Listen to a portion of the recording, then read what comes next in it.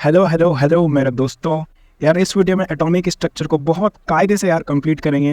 यार मैंने सभी के सभी कॉन्सेप्ट इस नोट्स में कंप्लीट कर दिए हैं। ठीक है, तो यार इस वीडियो को बिना वक्त गवाए स्टार्ट करते हैं। तो देखो, सबसे पहले हम लोग देख रहे हैं डिस्कवरी ऑफ सब एटॉमिक पार्टिकल्स। सब एटॉमिक पार्टिकल्स में आपके इलेक्ट्रॉन, प्रोटॉन, न्यूट्रॉन ये सब आ जाएंगे। ठीक है, तो इनका सबसे पहले डिस्कवरी देखते हैं। लेकिन उससे पहले एक इंपॉर्टेंट पॉइंट समझो कि जो एयर है वो बैड कंडक्टर ऑफ इलेक्ट्रिसिटी होता है, जैसा कि हम लोग जानते हैं। Air is a bad conductor of electricity, but air can conduct electricity when very high voltage और वेरी लो प्रेशर, है ना। When very high voltage and very low pressure, इन दोनों कंडीशन में एयर इलेक्ट्रिसिटी को कंडक्ट कर सकता है। बट यूजुअली एयर आपका बैड कंडक्टर ऑफ इलेक्ट्रिसिटी होता है। ठीक है, अभी हम लोग देख रहे हैं discovery of electron. Discovery of electron cathode ray experiment से हुआ था विथ परफोरेटेड एनोड। याद रखना, by cathode ray experiment with perforated anode. Cathode ray की बात करें तो ये इनविजिबल रे है और ये कैथोड से एनोड की तरफ जा रहा होता है। कैथोड जो है वो नेगेटिवली चार्ज होता है, एनोड पॉजिटिवली चार्ज होता है। और कैथोड रे के पास भी नेगेटिव चार्ज होता है। देयरफॉर नेगेटिव चार्ज जो है वो नेगेटिव से रिपेल होकर पॉजिटिव के पास जाएगा। इसी कारण से ये कैथोड से एनोड के पास जा रहा होता है। ठीक है, एंड कैथोड रे ग्लो करता है व्हेन हिट विद फ्लोरेसेंट या फोस्फोरेसेंट ZNS। ठीक है, cathode ray glow when hit with fluorescent या फोस्फोरेसेंट ZNS, इस कंडीशन में ग्लो करता है। And cathode ray travel in straight line. क्या चीज? Cathode ray travel in straight line with high speed. Cathode ray straight line में ट्रेवल करता है विथ हाई स्पीड। इसका नेगेटिव चार्ज होता है, दैट्स वाई इसे हम लोग नेगेट्रॉन बोलते हैं, जिसको अभी के टाइम पे हम लोग इलेक्ट्रॉन बोलते हैं। ठीक है, cathode ray produce mechanical and heating effect. And सबसे इंपॉर्टेंट बात जो है, cathode ray does not depend on cathode material and gas nature. Cathode ray cathode material पे और गैस नेचर पे डिपेंड नहीं करता है। चलिए स्पेसिफिक चार्ज की बात करें तो स्पेसिफिक चार्ज होता है चार्ज बाय मास, है ना। ये चार्ज बाय मास है। ये कैथोड रे के लिए सेम होता है, एनोड रे के लिए डिफरेंट होता है। इस डायग्राम को यदि समझें तो देखो, ये आपका बैटरी लगा हुआ है जो हाई वोल्टेज का है, एंड यहाँ पे हमने लो प्रेशर इसको प्रोवाइड किया है। एंड ये कैथोड है और ये एनोड है। कैथोड ये एनोड है। यहाँ से हम लोग कैथोड रे पास कर रहे हैं। तो देखो, कैथोड रे यदि सीधा चला गया तो उसे हम लोग बैलेंस्ड बोलेंगे। ऊपर की तरफ कब जाएगा? In presence of electric field. और नीचे की तरफ आएगा in presence of magnetic field. ठीक है, बी हम लोग मैग्नेटिक फील्ड को बोलते हैं और ई इलेक्ट्रिक फील्ड को बोलते हैं। सो ये जो डेविएशन हो रहा है कैथोड रे का, डेविएशन ऑफ कैथोड रे किस चीज पे डिपेंड है? एक तो चार्ज पे डिपेंड होगा, जितना ज्यादा चार्ज उतना ज्यादा डेविएशन। इलेक्ट्रिक फील्ड पे और मैग्नेटिक फील्ड पे भी डायरेक्टली डिपेंड होगा, जितना ज्यादा आपका इलेक्ट्रिक फील्ड, मैग्नेटिक फील्ड, उतना ज्यादा आपका कैथोड रे का डेविएशन होगा। और मास पे इनवर्सली प्रोपोर्शनल होगा। ऑब्वियसली जितना ज्यादा मास उतना कम डेविएशन होगा, और जितना कम मास उतना ज्यादा हमें डेविएशन देखने को मिलेगा। चलिए इलेक्ट्रॉन के स्पेसिफिक चार्ज की बात करें तो इसका हो जाएगा charge by mass of electron. Charge of electron होता है -1.6 × 10⁻⁻19 कूलम, और मास ऑफ इलेक्ट्रॉन होता है अप्रोक्सीमेटली 9 × 10⁻31 kg, जो कि आपका इवेल्युएट करने पे आ जाएगा 1.7 × 10⁻11 कूलम पर kg। एंड याद रखना, ये जो मास ऑफ इलेक्ट्रॉन है ना, mass of electron mass of proton by 1837 times होता है ना। यानी कि अप्रॉक्स कह सकते हैं कि जो मास ऑफ इलेक्ट्रॉन है वो 2000 गुना कम होता है मास ऑफ प्रोटॉन से। एक्चुअल वैल्यू में यदि बात करें तो ये हो जाता है मास ऑफ प्रोटॉन बाय 1837। ठीक है, क्या चीज? Obviously mass of electron. चलिए आगे बात करें तो आगे हमारे पास मिल्किंस ऑयल ड्रॉप एक्सपेरिमेंट। ये मेजर किया था चार्ज ऑफ इलेक्ट्रॉन को, जो कि आपका आया -1.6 × 10⁻19 कूलम। एंड जो फोर्स एक्टिंग होते हैं, ऑयल ड्रॉप एक्सपेरिमेंट किया गया है तो जो फोर्स एक्ट कर रहे होते हैं इस ऑयल ड्रॉप पे, वो फोर्स होते हैं आपके ग्रेविटेशनल फोर्स, इलेक्ट्रोस्टैटिक फोर्स और विस्कस ड्रैग फोर्स। ये फोर्सेस आपके इस ऑयल ड्रॉप पे एक्ट कर रहे होते हैं। चलिए नेक्स्ट है डिस्कवरी ऑफ प्रोटॉन। तो डिस्कवरी ऑफ प्रोटॉन एनोड रे के द्वारा किया गया था विथ परफोरेटेड कैथोड। ठीक है, discovery of proton by anode ray with perforated cathode. Anode ray को ही हम लोग कैनाल रे बोलते हैं। ये भी इनविजिबल होता है एंड ये भी ग्लो करता है when hit with ZNS screen, है ना। ये भी travel in straight line and इसके पास पॉजिटिव चार्ज होता है ना, पॉजिटिव चार्ज पार्टिकल्स होता है। एंड ये इलेक्ट्रिक फील्ड और मैग्नेटिक फील्ड में जो बिहेवियर शो करेगा वो अपोजिट होता है कैथोड रे से। ठीक है, एनोड रे in presence of electric field and magnetic field, जो इसका बिहेवियर होता है वो अपोजिट होगा कैथोड रे से। और सबसे इंपॉर्टेंट बात क्या है इसमें, जो एनोड रे है वो डिपेंड करता है नेचर ऑफ गैस पे, जैसे H2 गैस एंड मटेरियल पे। ठीक है, जो एनोड रे है वे नेचर ऑफ गैस पे और मटेरियल के नेचर पे, दोनों पे ही ये डिपेंड करता है। चलिए यदि इसके स्पेसिफिक चार्ज की बात कर ले प्रोटॉन की, तो ये हो जाएगा चार्ज बाय मास। चार्ज है आपका 1.6 × 10⁻19 कूलम एंड मास है आपका 1.67 × 10⁻27 kg। ठीक है, ये अप्रोक्सीमेटली 9.58 × 10⁻7 कूलम पर kg आ जाता है। ठीक है, इसको आप लोग कैलकुलेट कर सकते हो। ये आपका स्पेसिफिक चार्ज ऑफ प्रोटॉन होता है। चलिए नेक्स्ट है हमारे पास डिस्कवरी ऑफ न्यूट्रॉन। हमने इलेक्ट्रॉन, प्रोटॉन देख लिया, अब हम लोग न्यूट्रॉन की डिस्कवरी को देख रहे हैं। सो जो न्यूट्रॉन का डिस्कवरी है वो bombarding of alpha particle on beryllium thin sheet. Beryllium thin sheet पे हम लोग अल्फा पार्टिकल को बम्बार्ड कर रहे होते थे, उस टाइम पे हम लोग को न्यूट्रॉन मिला था, न्यूट्रॉन का डिस्कवरी हुआ था। जैसे ये बेरिलियम है, ये अल्फा पार्टिकल है। अल्फा पार्टिकल एक्चुअली हीलियम+2 को ही बोलते हैं, ठीक है, हीलियम+2 को ही हमने अल्फा पार्टिकल का नाम दिया है। सो ये बेरिलियम है, इसको अल्फा पार्टिकल का बम्बार्डिंग किया तो यहाँ से कार्बन और हमें यहाँ पे न्यूट्रॉन मिल गया। तो इस तरीके से डिस्कवरी ऑफ न्यूट्रॉन हुआ। एंड ऑब्वियसली जो न्यूट्रॉन है वो न्यूट्रल चार्ज होता है, और क्योंकि ये न्यूट्रल चार्ज है therefore no deviation in electric field and magnetic field. Neutron के स्पेसिफिक चार्ज की बात करें तो ये चार्ज बाय मास हो जाएगा। अब क्योंकि चार्ज ही जीरो है यानी कि न्यूट्रल है, तो ऑब्वियसली स्पेसिफिक चार्ज भी जीरो ही हो जाएगा। चलिए मास ऑफ प्रोटॉन, न्यूट्रॉन और इलेक्ट्रॉन की बात करें तो देखो यार, इन जनरल न्यूट्रॉन और प्रोटॉन का मास बराबर ही होता है, बट यदि मोर प्रिसाइज देखा जाए तो मास ऑफ न्यूट्रॉन थोड़ा बड़ा होता है, देन उसके बाद मास ऑफ प्रोटॉन, देन सबसे छोटा होता है mass of electron, which is mass of electron equals mass of proton by 1837 times, है ना, इतना छोटा होता है।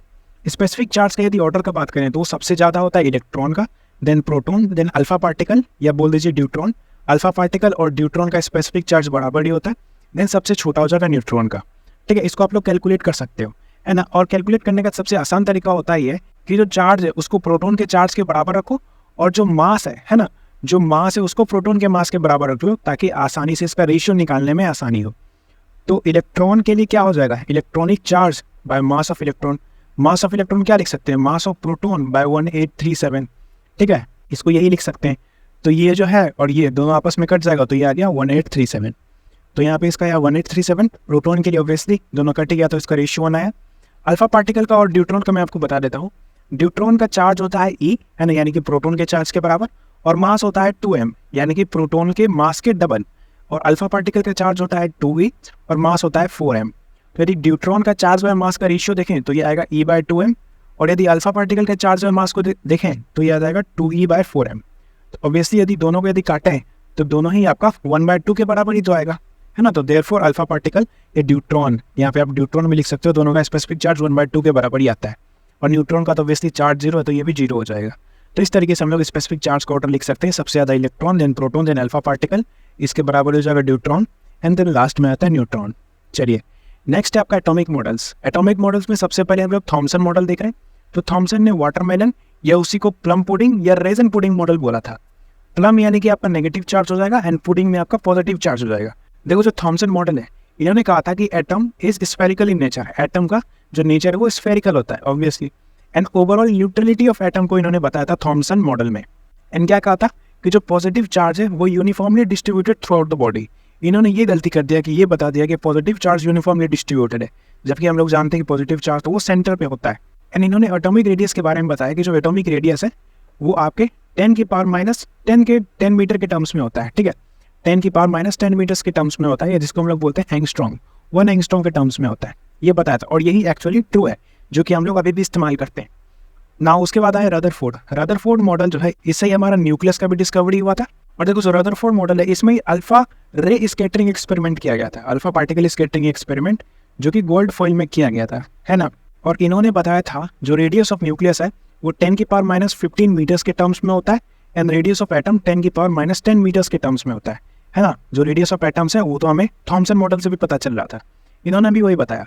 अब देखो रेशियो की बात करें, radius of atom by radius of nucleus, तो क्या हो जाएगा, रेडियस ऑफ एटम हो जाएगा 10⁻10 और रेडियस ऑफ न्यूक्लियस हो जाएगा 10⁻15, ठीक है। तो ये ऊपर जाके +15 हो जाएगा, तो देयरफॉर ये हो जाएगा 10⁵, वही चीज़ यहाँ पे भी लिखा गया है ना। Radius of atom by radius of nucleus आपका 10⁵ के टर्म्स में आता है।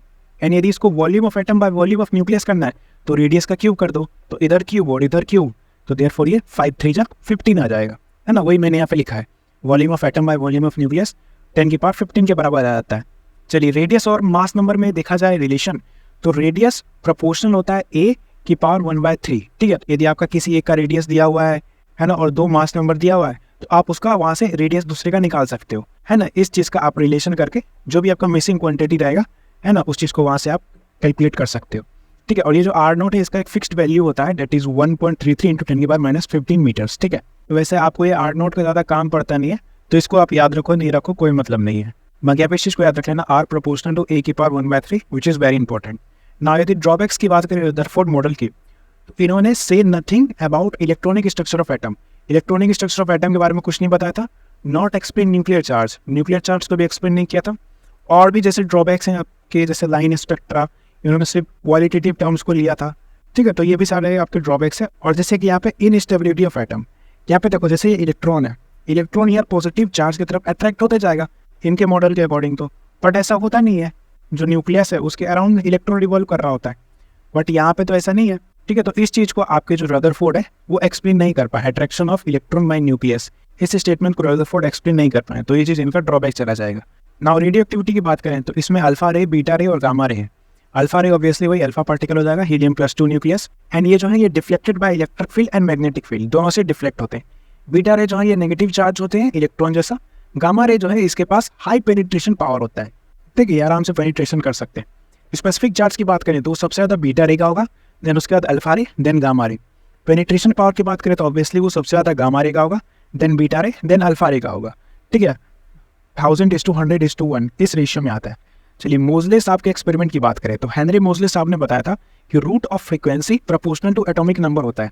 एक्चुअल रिलेशन होता है इसका, root of frequency equals A bracket z minus B bracket close, where a and b are constant, ठीक है। तो यहाँ से हम लोग देख सकते हैं root of frequency proportional to z के बराबर आएगा, and z is atomic number. And और क्या, जो अल्फा पार्टिकल स्कैटरिंग है वो एंगल पे कैसे डिपेंड करेगा, वो इनवर्सली प्रोपोर्शनल होगा आपका साइन θ/2 के पावर 4 के बराबर, है ना। जो अल्फा पार्टिकल स्कैटरिंग है वो साइन θ/2 के पावर 4 के इनवर्सली प्रोपोर्शनल होगा। And distance of closest approach जो है वो प्रोपोर्शनल होगा एटॉमिक नंबर के, और इनवर्सली प्रोपोर्शनल होगा मास के, ठीक है। Distance of closest approach proportional to atomic number, inversely proportional to mass. And जो वेलोसिटी ऑफ वेव है वो आपका हो जाएगा लैम्डा इंटू फ्रीक्वेंसी के बराबर, और फ्रीक्वेंसी को 1 टाइम लिख सकते हैं, तो therefore velocity of wave equals lambda into frequency equals lambda by time, ये चीज़ दिखा जा सकता है।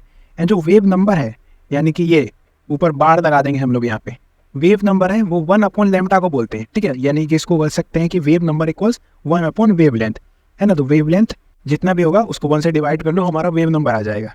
चलिए नेक्स्ट है EM वेव्स। EM वेव्स यानी कि इलेक्ट्रोमैग्नेटिक वेव्स। देखो इधर डायरेक्शन में आपका हो रहा है प्रोपोगेशन ऑफ EM वेव्स, यानी कि EM वेव इधर जा रहा है, ऊपर की तरफ इलेक्ट्रिक फील्ड, Z एक्सिस में मैग्नेटिक फील्ड, और तीनों आपस में परपेंडिकुलर है। EM wave perpendicular to electric field and that is perpendicular to magnetic field, तीनों आपस में परपेंडिकुलर देखने को मिल रहे हैं। And velocity of EM wave जो है वो स्पीड ऑफ लाइट के बराबर ही होता है, ठीक है। इस चीज़ को याद रखना, velocity of EM wave speed of light के बराबर होता है। एंड जो ये मीडियम इंडिपेंडेंट होता है, ये मीडियम पे डिपेंड नहीं करेगा, मीडियम से इंडिपेंडेंट होता है फॉर प्रोपोगेशन। एंड ऑब्वियसली जो स्पीड ऑफ लाइट है इसको कह सकते हैं वेलोसिटी ऑफ EM वेव। ये फ्रीक्वेंसी, ये ऑब्वियसली फ्रीक्वेंसी लिखा हुआ है, फ्रीक्वेंसी इंटू वेवलेंथ के बराबर होता है, तो इस चीज़ को याद रख लेना। और EM वेव की स्पेक्ट्रा की बात करें तो EM वेव में कॉस्मिक रे, gamma ray, X ray, ultraviolet रे, विजिबल रे, इंफ्रारेड, माइक्रोवेव, रेडियो वेव, ये सभी आ जाते हैं। जिसको याद करने का ट्रिक है कार, गाड़ी, XUV इन माई रेंज। क्या चीज़, कार गाड़ी, कार गाड़ी, कार गाड़ी, XUV इन माई रेंज, कार गाड़ी, XUV इन माई रेंज, ठीक है। ऐसे याद कर लेना। C से cosmic ray, then gamma ray, then X ray, then ultraviolet ray, then visible ray, then infrared ray, then microwave, then radio wave, ठीक है। और जो आपका विजिबल है इसी में हमारे कलर्स आ जाते हैं, दैट इज विवग्योर, ठीक है। विजिबल रे को इस तरीके से लिख लेना, VIBGYOR, ठीक है, विवग्योर। और इसी से हमें पता चल जाएगा, मान लो कभी किस केस में कन्फ्यूजन भी आ गया तो विवग्योर लिख लो। और जैसा कि हम लोग जानते हैं कि रेड है उसका वेवलेंथ सबसे ज़्यादा होता है, तो यानी कि इधर से इधर जा रहे हैं हम लोग तो वेवलेंथ बढ़ना चाहिए, और एक्चुअली वैसा ही होता है। हम लोग यदि इधर से इधर जाएंगे, है ना, इस तरफ से इधर डायरेक्शन में जाएंगे लेफ्ट टू राइट, तो जो वेवलेंथ है वो बढ़ेगा। और यदि वेवलेंथ बढ़ रहा है तो सीधी सी बात है हमारा फ्रीक्वेंसी घटेगा, फ्रीक्वेंसी घट रहा है देयरफॉर हमारा एनर्जी घटेगा। इस चीज़ को याद रख लेना। जो एनर्जी होता है वो क्या होता है, वो होता है HF इक्वल्स hc/λ। तो energy inversely proportional to lambda, energy directly proportional to frequency, है ना। तो हम लोग यदि लेफ्ट टू राइट जा रहे हैं तो लैम्डा बढ़ रहा है, फ्रीक्वेंसी घट रहा है और एनर्जी घट रहा है ना। कैसे, इस रिलेशन से आप लोग इसको समझ सकते हो। तो यदि कोई सा भी क्वेश्चन है तो डायरेक्ट यहाँ से किया जा सकता है। चलिए नेक्स्ट है Planck's quantum theory. Planck's quantum theory क्या कहता है कि जो एनर्जी है वो प्रोपोर्शनल टू फ्रीक्वेंसी होता है, जैसा कि हम लोगों ने देखा। एन किन्होंने दिया था, ऑब्वियसली ये प्लैंक साहब ने दिया था। एंड एनर्जी इक्वल्स hμ, ये जो है ये आपका फ्रीक्वेंसी है, ठीक है। hμ equals hc/λ। Now h का वैल्यू होता है 6.66 × 10⁻34 जूल सेकेंड, है ना। और h क्या होता है, ऑब्वियसली ये प्लैंक्स कांस्टेंट होता है। इसका वैल्यू याद कर लेना, बहुत इंपॉर्टेंट है, कई जगह काम आता है इसका वैल्यू। देखो for n proton, n proton के लिए देखें, ये तो तुम्हारा सिर्फ एक फोटोन के लिए, एक फोटोन पार्टिकल के लिए। n फोटोन के लिए देखें तो हो जाएगा E इक्वल्स NHμ, ठीक है, E equals NHμ equals NHC by lambda, बस यहाँ पे आपको n से मल्टीप्लाई कर देना है ना। ऑब्वियसली ये जो लैम्डा है 1/λ को हम लोग वेव नंबर के बराबर भी लिख सकते हैं। तो ये आपका फॉर्मूलाज कुछ आ जाएंगे। इंटेंसिटी की बात करें तो इंटेंसिटी होता है energy per unit area per unit time, ठीक है। Intensity equals energy per unit area per unit time, therefore intensity equals E/AT, ठीक है। देखो एनर्जी यूनिट की बात करें, एनर्जी की यूनिट की, तो याद रख लेना, देखो जो 1 कैलोरी है वो 4.2 जूल्स के बराबर होता है, और 1 इलेक्ट्रॉन वोल्ट है ना, 1 इलेक्ट्रॉन वोल्ट आपका 1.6 × 10⁻19 जूल के बराबर होता है, 10⁻−19 जूल के बराबर होता है, ठीक है। सो 1 इलेक्ट्रॉन वोल्ट इक्वल्स 1.6 × 10⁻−19 जूल्स, इस चीज़ को याद रख लेना। और यहाँ से एक और चीज़ याद रखना, देखो जो एनर्जी है वो हमने क्या देखा था, ये आपका H म्यू होता है, ठीक है, ये HC/λ होता है। तो यहाँ से हम लोग क्या लिख सकते हैं इसको, जो ये HC है, ये वाला जो HC है उसका वैल्यू तो कांस्टेंट है, H का वैल्यू कांस्टेंट है, C का वैल्यू कांस्टेंट है, तो हम लोगों ने डायरेक्ट कैलकुलेट करके यहाँ लिख दिया। तो देखो E जो है, E आपका क्या हो जाता है, ये आपका 12400/λ हो जाएगा, ठीक है। और ये लैम्डा कैसा, लैम्डा में एंगस्ट्रॉम में रखना पड़ेगा, ठीक है, मीटर में मत रख देना, मीटर में रखोगे तो फिर ऊपर वाला वैल्यू अलग आएगा, है ना, और एनर्जी का यूनिट भी अलग आएगा। जब हम लोग इस यूनिट का इस्तेमाल करते हैं, दैट इज एनर्जी इक्वल्स 12400/λ, और लैम्डा को हम लोग एंगस्ट्रॉम में रख रहे होते हैं, तब हमारा जो एनर्जी आता है वो इलेक्ट्रॉन वोल्ट में आता है, ठीक है। यहाँ से इलेक्ट्रॉन वोल्ट में निकाल के उसको वापस जूल में कन्वर्ट करना है, तो इस फैक्टर से मल्टीप्लाई कर देंगे तो जूल आ जाएगा। ये यदि डायरेक्ट जूल में निकालना है तो एनर्जी को हम लोग लिख सकते हैं 2 × 10⁻25/λ। इस केस में इस लैम्डा को मीटर में रखना, तो जो एनर्जी है वो जूल्स में आएगा। और यदि नैनोमीटर में निकालना है तो एनर्जी इक्वल्स हो जाएगा 1240/λ। इस केस में इसको नैनोमीटर में रखोगे तो देयरफॉर यहाँ पे एनर्जी अगेन से इलेक्ट्रॉन वोल्ट में आएगा। इस तरीके से करके आप लोग यहाँ से निकाल सकते हो। एंड याद रख लेना, जो एनर्जी है, एनर्जी इज एब्जॉर्ब या emit only in the form of packets. कैसे पैकेट्स, क्वांटा, है ना। जो एनर्जी है वो एब्जॉर्ब होता है और एमिट होता है इन द फॉर्म ऑफ पैकेट्स। चलिए ये थे कुछ फॉर्मूलाज, इंपॉर्टेंट पॉइंट्स मैंने आपको बता दिया। देखो एनर्जी से वो कंजर्व होता है ना, यानी कि वो लॉस नहीं होगा। जैसे कि यहाँ पे आपको कोई एक एनर्जी आया तो फिर कुछ एनर्जी एमिट करेगा। इस बॉडी पे यदि एनर्जी आ रहा है तो ऑब्वियसली एमिट भी करेगा ये एनर्जी। तो देखो एनर्जी आ रहा है, E1 एनर्जी आ रहा है, इसका फ्रीक्वेंसी है μ1 एंड लैम्डा है λ1, ठीक है, वेवलेंथ है λ1, एंड एनर्जी एमिट कर रहा है ये E2 और E3, ठीक है। E2 E3 एनर्जी एमिट किया और फ्रीक्वेंसी में μ2 एंड μ3 एनर्जी एमिट किया, और ये λ2 और λ3 आपका वेवलेंथ को एमिट किया। यहाँ देखो एनर्जी तो यार और फ्रीक्वेंसी दोनों आपका सिंपल एडिशन होता है, यानी कि जितना आया और जितना गया। तो E1 equals E2 + E3, and उसी तरीके से फ्रीक्वेंसी में भी frequency 1 equals frequency 2 + frequency 3। And lambda का बस उल्टा कर देना, है ना। लैम्डा आपका एनर्जी के इन्वर्सली प्रोपोर्शनल होता है, तो उसको उल्टा करके लिख देना, जैसे 1/λ1 इक्वल्स 1/λ2 + 1/λ3, ठीक है। तो यदि आपका कोई सा भी क्वांटिटी मिसिंग हो तो आप इन फॉर्मूला का इस्तेमाल करके उसको आसानी से निकाल सकते हो। चलिए नेक्स्ट है dual nature of light. Light का जैसा कि हम लोग जानते हैं डुअल नेचर होता है। तो कैसा कैसा नेचर, एक पार्टिकल नेचर और वेव नेचर होता है। पार्टिकल नेचर किस किस चीज़ को बताता है, वो आपको बताता है मोमेंटम, है ना। मोमेंटम आपका पार्टिकल नेचर को बताता है, एनर्जी, प्लैंक्स क्वांटम थ्योरी जैसा कि हम लोगों ने देखा, photo electric effect and black body radiation. Black body radiation देखो मैं आपको बता देता हूँ, ये आइडियल बॉडी के लिए होता है जहाँ पे आपका परफेक्ट एब्जॉर्बर और परफेक्ट एमिटर होता है, ये है ना, परफेक्ट ऑब्जर्वर परफेक्ट एमिटर। और वेव नेचर कौन बताता है, वेव नेचर जैसा कि हम लोग समझते हैं रिफ्लेक्शन से, रिफ्रैक्शन से, इंटरफेरेंस से और डिफ्रैक्शन से, इनसे हम लोग वेव नेचर समझते हैं। देखो एक चीज़ है आपका इंटेंसिटी बाय लैम्डा का ग्राफ अगर बने, जैसे इस तरीके का आपका ग्राफ दिया हुआ कहीं पे इंटेंसिटी और लैम्डा का, तो यहाँ पे एक चीज़ याद रख लेना, जो आपका लैम्डा है वो इन्वर्सली प्रोपोर्शनल होता है टेम्परेचर के, ठीक है। यहाँ पे इसका जो एक ग्राफ है ये टेम्परेचर को बता रहा है, एंड जो लैम्डा है वो इन्वर्सली प्रोपोर्शनल होता है टेम्परेचर के। तो जितना कम लैम्डा उतना ज़्यादा टेम्परेचर। तो देयरफॉर यहाँ पे जो T2 है इस पे लैम्डा मान लेते हैं 2 है, और यहाँ पे लैम्डा मान लेते हैं 1 है, ठीक है। T1 के लिए लैम्डा 1, T2 के लिए लैम्डा 2। तो जैसा कि हम लोग यहाँ पे देख रहे हैं कि लैम्डा 1 बड़ा है और लैम्डा 2 छोटा है, ठीक है। और लैम्डा 2 क्योंकि यहाँ पे छोटा है तो देयरफॉर यहाँ पे T2 जो है वो बड़ा हो जाएगा। क्यों बड़ा हो जाएगा, क्योंकि जैसा कि मैंने आपको बता दिया यहाँ पे जो लैम्डा है वो इन्वर्सली प्रोपोर्शनल होता है T से, ठीक है। तो इस चीज़ को याद रख लेना, इस रिलेशन को याद रख लेना, और यहाँ से आपका जो है T2 और T1 का रिलेशन आपको मिल जाएगा। चलिए नेक्स्ट यदि देखें फोटो इलेक्ट्रिक इफेक्ट को, तो फोटो इलेक्ट्रिक इफेक्ट में जैसे आपका ये मेटेलिक सरफेस है, इसमें इंसिडेंट फ्रीक्वेंसी आ रहा है, ठीक है, फ्रीक्वेंसी यहाँ पे आ रहा है, और देयरफॉर यहाँ से ये इलेक्ट्रॉन को एमिट करवा रहा है। तो इंसिडेंट फ्रीक्वेंसी आया म्यू से और ये इलेक्ट्रॉन को एमिट करा दिया, ठीक है।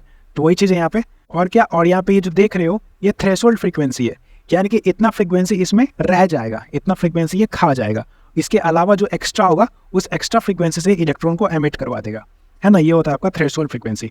थ्रेशोल्ड फ्रीक्वेंसी से यदि कम हुआ इंसिडेंट फ्रीक्वेंसी तो भूल जाओ कि कोई सा भी यहाँ पे इलेक्ट्रॉन एमिट होने वाला है, कोई इलेक्ट्रॉन एमिट नहीं होगा। थ्रेशोल्ड फ्रीक्वेंसी से ज़्यादा होना चाहिए आपका इंसिडेंट फ्रीक्वेंसी। जैसे देखो इंसिडेंट एनर्जी है वही आपका हो गया, इंसिडेंट फ्रीक्वेंसी बोल दीजिए, इंसिडेंट एनर्जी बोल दीजिए। इंसिडेंट एनर्जी जो है इक्वल्स आपका थ्रेशोल्ड एनर्जी प्लस इलेक्ट्रॉन का काइनेटिक एनर्जी के बराबर होता है, ठीक है। Incident energy equals threshold energy plus kinetic energy of electron, है ना। जिस एनर्जी लेकर जो भी आपका वेलोसिटी लेकर इलेक्ट्रॉन भाग रहा होता है यहाँ से, है ना। इसी को हम लोग आइंस्टीन इक्वेशन भी बोलते हैं। सो देखो इंसिडेंट एनर्जी क्या हो जाएगा, h इंटू म्यू, और थ्रेशोल्ड का क्या हो जाएगा, थ्रेशोल्ड एनर्जी ये हो जाएगा h इंटू म्यू नॉट, है ना। ये आपका थ्रेशोल्ड फ्रीक्वेंसी के बराबर होता है प्लस काइनेटिक एनर्जी। इसको हम लोग लिख सकते हैं hc बाय लैम्डा, इसको लिख सकते हैं hc बाय लैम्डा नॉट। ये आपका थ्रेशोल्ड वेवलेंथ होता है lambda naught plus kinetic energy, है ना। इस चीज़ को ऐसे लिखा जा सकता है। और यदि काइनेटिक एनर्जी और आपका फ्रीक्वेंसी का ग्राफ बनाया जाए तो देखो कुछ इस तरीके का ग्राफ आता है ना। कैसे आता है वो ग्राफ मैं आपको बता देता हूँ। तो काइनेटिक एनर्जी और आपको फ्रीक्वेंसी को लेना है। सो इस रिलेशन को यदि हम लोग देखें, मैनिपुलेट करें इस रिलेशन को, तो इस रिलेशन को कैसे लिख सकते हैं, kinetic energy equals H mu minus H mu naught, ठीक है। इस तरीके से इसको लिख सकते हैं। और हमारे पास क्या क्या है, हमें इसका और इसके बीच में ग्राफ बनाना है, ठीक है। तो ये हमारे पास हो जाएगा y, और ये हो जाएगा x, और ये हो जाएगा आपके पास c, और यहाँ पे जो h है वो हो जाएगा आपका m, है ना। y equals M X plus C, इस तरीके से हम लोग का ग्राफ बनेगा। तो देयरफॉर ग्राफ जो है वो स्ट्रेट लाइन आएगा, एंड जो आपका इंटरसेप्ट है वो माइनस एच म्यू नॉट के बराबर हो जाएगा। तो देयरफॉर इंटरसेप्ट है सी का वो माइनस एच म्यू नॉट के बराबर हम लोग जैसा कि यहाँ पे देख सकते हैं। और जो स्लोप है ऑब्वियसली स्लोप जो है वो यहाँ से h के बराबर ही हमारे पास स्लोप आएगा। इस तरीके से हमारा जैसे कि यहाँ पे देख लो जो ये आपका इक्वेशन बन रहा है, इस इक्वेशन से हम लोग इस ग्राफ को यहाँ पे ड्रॉ कर सकते हैं, है ना। तो इस चीज़ को बहुत अच्छे से याद रख लेना, ग्राफ भी इंपॉर्टेंट है, कई बार इससे क्वेश्चन भी पूछा गया है। चलिए आगे यदि बढ़े, देखो आगे वही चीज़ है, kinetic energy equals H mu minus H mu naught. अब देखो यहाँ पे क्या क्या हो सकता है।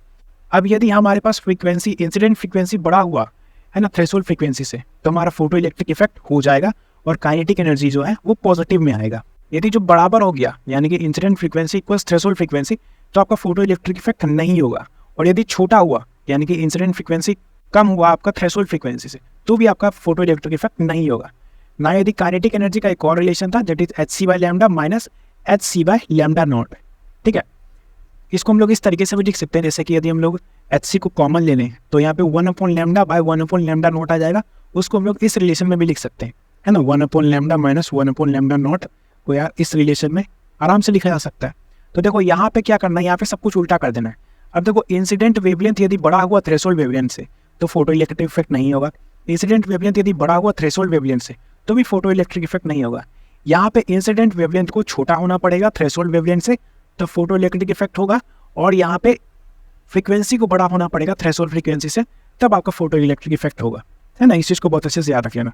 So therefore for photo electric effect जो आपका इंसिडेंट फ्रीक्वेंसी है must be greater than threshold frequency, and जो आपका इंसिडेंट वेवलेंथ है must be smaller than threshold wavelength, ठीक है। इस चीज़ को याद रख लेना। चलो वर्क फंक्शन की बात करें तो वर्क फंक्शन को ही हम लोग थ्रेशोल्ड ऑफ एनर्जी बोलते हैं, याद रख लेना। वर्क फंक्शन का साइन होता है फाई, ठीक है। जो आपका वर्क फंक्शन है उसका साइन होता है फाई, फाई से इसको डिनोट करते हैं, और इसी को हम लोग थ्रेशोल्ड एनर्जी बोलते हैं। ऑब्वियसली ये हो जाएगा h into mu naught which is threshold frequency, and equals हो जाएगा आपका h c by lambda naught which is threshold wavelength, है ना। और जो ये आपका वर्क फंक्शन है ये डिपेंड करता है मटेरियल पे, साइज पे, वैलेंस इलेक्ट्रॉन पे, और इलेक्ट्रोपॉजिटिविटी पे, ठीक है। इस चीज़ को याद रख लेना, material, size, valence electron, electropositivity पे आपका डिपेंड करता है आपका वर्क फंक्शन, है ना। उम्मीद करता हूँ आप लोग समझ गए होंगे। यार देखो इंटेंसिटी की बात करें तो इंटेंसिटी आपका डिपेंड करेगा नंबर ऑफ फोटोन्स पे एंड फोटो करंट पे। याद रख लेना जो इंटेंसिटी है वो इंडिपेंडेंट ऑफ काइनेटिक एनर्जी होता है। तो देयरफॉर आपका इंटेंसिटी और काइनेटिक एनर्जी का ग्राफ दिया जाए तो आपका इंडिपेंडेंट बनेगा, बिल्कुल डिपेंड नहीं करता है इस पे, है ना। जो इंटेंसिटी है वो आपके नंबर पे डिपेंड करेगा। इंटेंसिटी एक नंबर है और ये नंबर पे डिपेंड करेगा। इंटेंसिटी नंबर ऑफ फोटोन पे डिपेंड करेगा और फोटो करंट पे डिपेंड करेगा, और काइनेटिक एनर्जी जो है वो आपका फ्रीक्वेंसी पे डिपेंड करता है ना। इस चीज़ को आप लोग अच्छे से समझते होंगे। चलिए स्टॉपिंग पोटेंशियल की बात करें तो स्टॉपिंग पोटेंशियल इस वी नॉट को बोलते हैं। इसको मत समझ लेना कि आपका ये थ्रेशोल्ड फ्रीक्वेंसी है, ये आपका वी नॉट है ना। पोटेंशियल है, पोटेंशियल को भी वी से डिनोट करते हैं। ये तो आपका म्यू था, है ना, ये आपका वी है। सो काइनेटिक एनर्जी को हम लोग क्या लिख सकते हैं, Q इंटू वी लिख सकते हैं कि नहीं, है ना। Q इंटू वी नॉट लिख सकते हैं।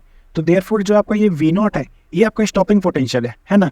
सो यहाँ से इस V0 को हम लोग लिख सकते हैं काइनेटिक एनर्जी बाय ई, ठीक है, काइनेटिक एनर्जी बाय ई। ये आपको ऑब्वियसली वही चार्ज हो गया ये वाला, है ना। तो इस चीज़ को याद रखना, जितना हमारा यहाँ पे जो काइनेटिक एनर्जी निकलेगा, ठीक है, ये काइनेटिक एनर्जी निकलेगा, इस काइनेटिक एनर्जी को लिख दो Q इंटू V0, जो भी आपका Q है उसको नीचे लेके आ जाओ, ठीक है। तो देयरफॉर आपका यहाँ से V0 that is stopping potential यहाँ से निकल जाएगा, है ना। यहाँ पे मैं आपको लिख भी देता हूँ V0, है ना, स्टॉपिंग पोटेंशियल। चलिए नेक्स्ट है यार आपका Bohr's model. Bohr's model only 1 electron system के लिए वैलिड है, जैसे आपका H में 1 इलेक्ट्रॉन है, He हीलियम में तो आपका 2 इलेक्ट्रॉन होता है, लेकिन यहाँ पे देखो प्लस लगा हुआ है, यानी कि 1 इलेक्ट्रॉन हमने निकाल दिया वहाँ से, तो देयरफॉर ये 1 इलेक्ट्रॉन सिस्टम हो गया। लिथियम में आपका 3 इलेक्ट्रॉन होता है, यहाँ पे देखो 2 प्लस लगा हुआ है, यानी कि 2 इलेक्ट्रॉन निकाल दिया, देयरफॉर ये भी 1 इलेक्ट्रॉन होगा। उसी तरीके से आपका बेरिलियम 3+, है ना। आपको चेक कर लेना है कि वो इलेक्ट्रॉन सिस्टम है कि नहीं, जैसे hydrogen helium plus, lithium 2+, beryllium 3+। चलिए इसके पोस्टुलेट्स की बात करें बोर मॉडल की, तो पहला पोस्टुलेट है इलेक्ट्रोस्टैटिक फोर्स है वो सेंट्रीफ्यूगल फोर्स के बराबर होगा, है ना। जैसे कि यहाँ पे इलेक्ट्रिक फोर्स है वो सेंट्रीफ्यूगल फोर्स के बराबर होगा। इलेक्ट्रोस्टैटिक फोर्स क्या होगा, इलेक्ट्रोस्टैटिक फोर्स हो जाएगा वही K Q1 Q2 by R square. K Q1 क्या है, देखो Q1 आपका एक तो चार्ज हो जाएगा इलेक्ट्रॉनिक चार्ज, दूसरा आपका जो न्यूक्लियस का चार्ज हो जाएगा वो आपका Z इंटू E के बराबर हो जाएगा। Z क्या है, Z है आपका एटॉमिक नंबर, ठीक है, जितना एटॉमिक नंबर है उसको चार्ज से मल्टीप्लाई कर दो, ये आपका न्यूक्लियस का चार्ज हो जाएगा, और इलेक्ट्रॉनिक चार्ज तो E से ही मल्टीप्लाई करते हैं, E से ही दिखाते हैं, उसको डिनोट करते हैं। सो देयरफॉर आपका इलेक्ट्रोस्टैटिक फोर्स हो जाएगा K ZE into E by R square, जो भी आपका ये रेडियस रहा होगा। एंड सेंट्रीफ्यूगल फोर्स हो जाएगा ऑब्वियसली, सेंट्रीफ्यूगल फोर्स होता है M V square by R, वही चीज़ यहाँ पे भी लिखा हुआ है, that is M V square by R। इसको यहाँ से इवेलुएट करके हम लोग का जो भी मिसिंग क्वांटिटी है उसको यहाँ से निकाला जा सकता है। चलिए एंगुलर मोमेंटम की बात करें, तो एंगुलर मोमेंटम को L से डिनोट करते हैं, और ये होता है MVR के बराबर।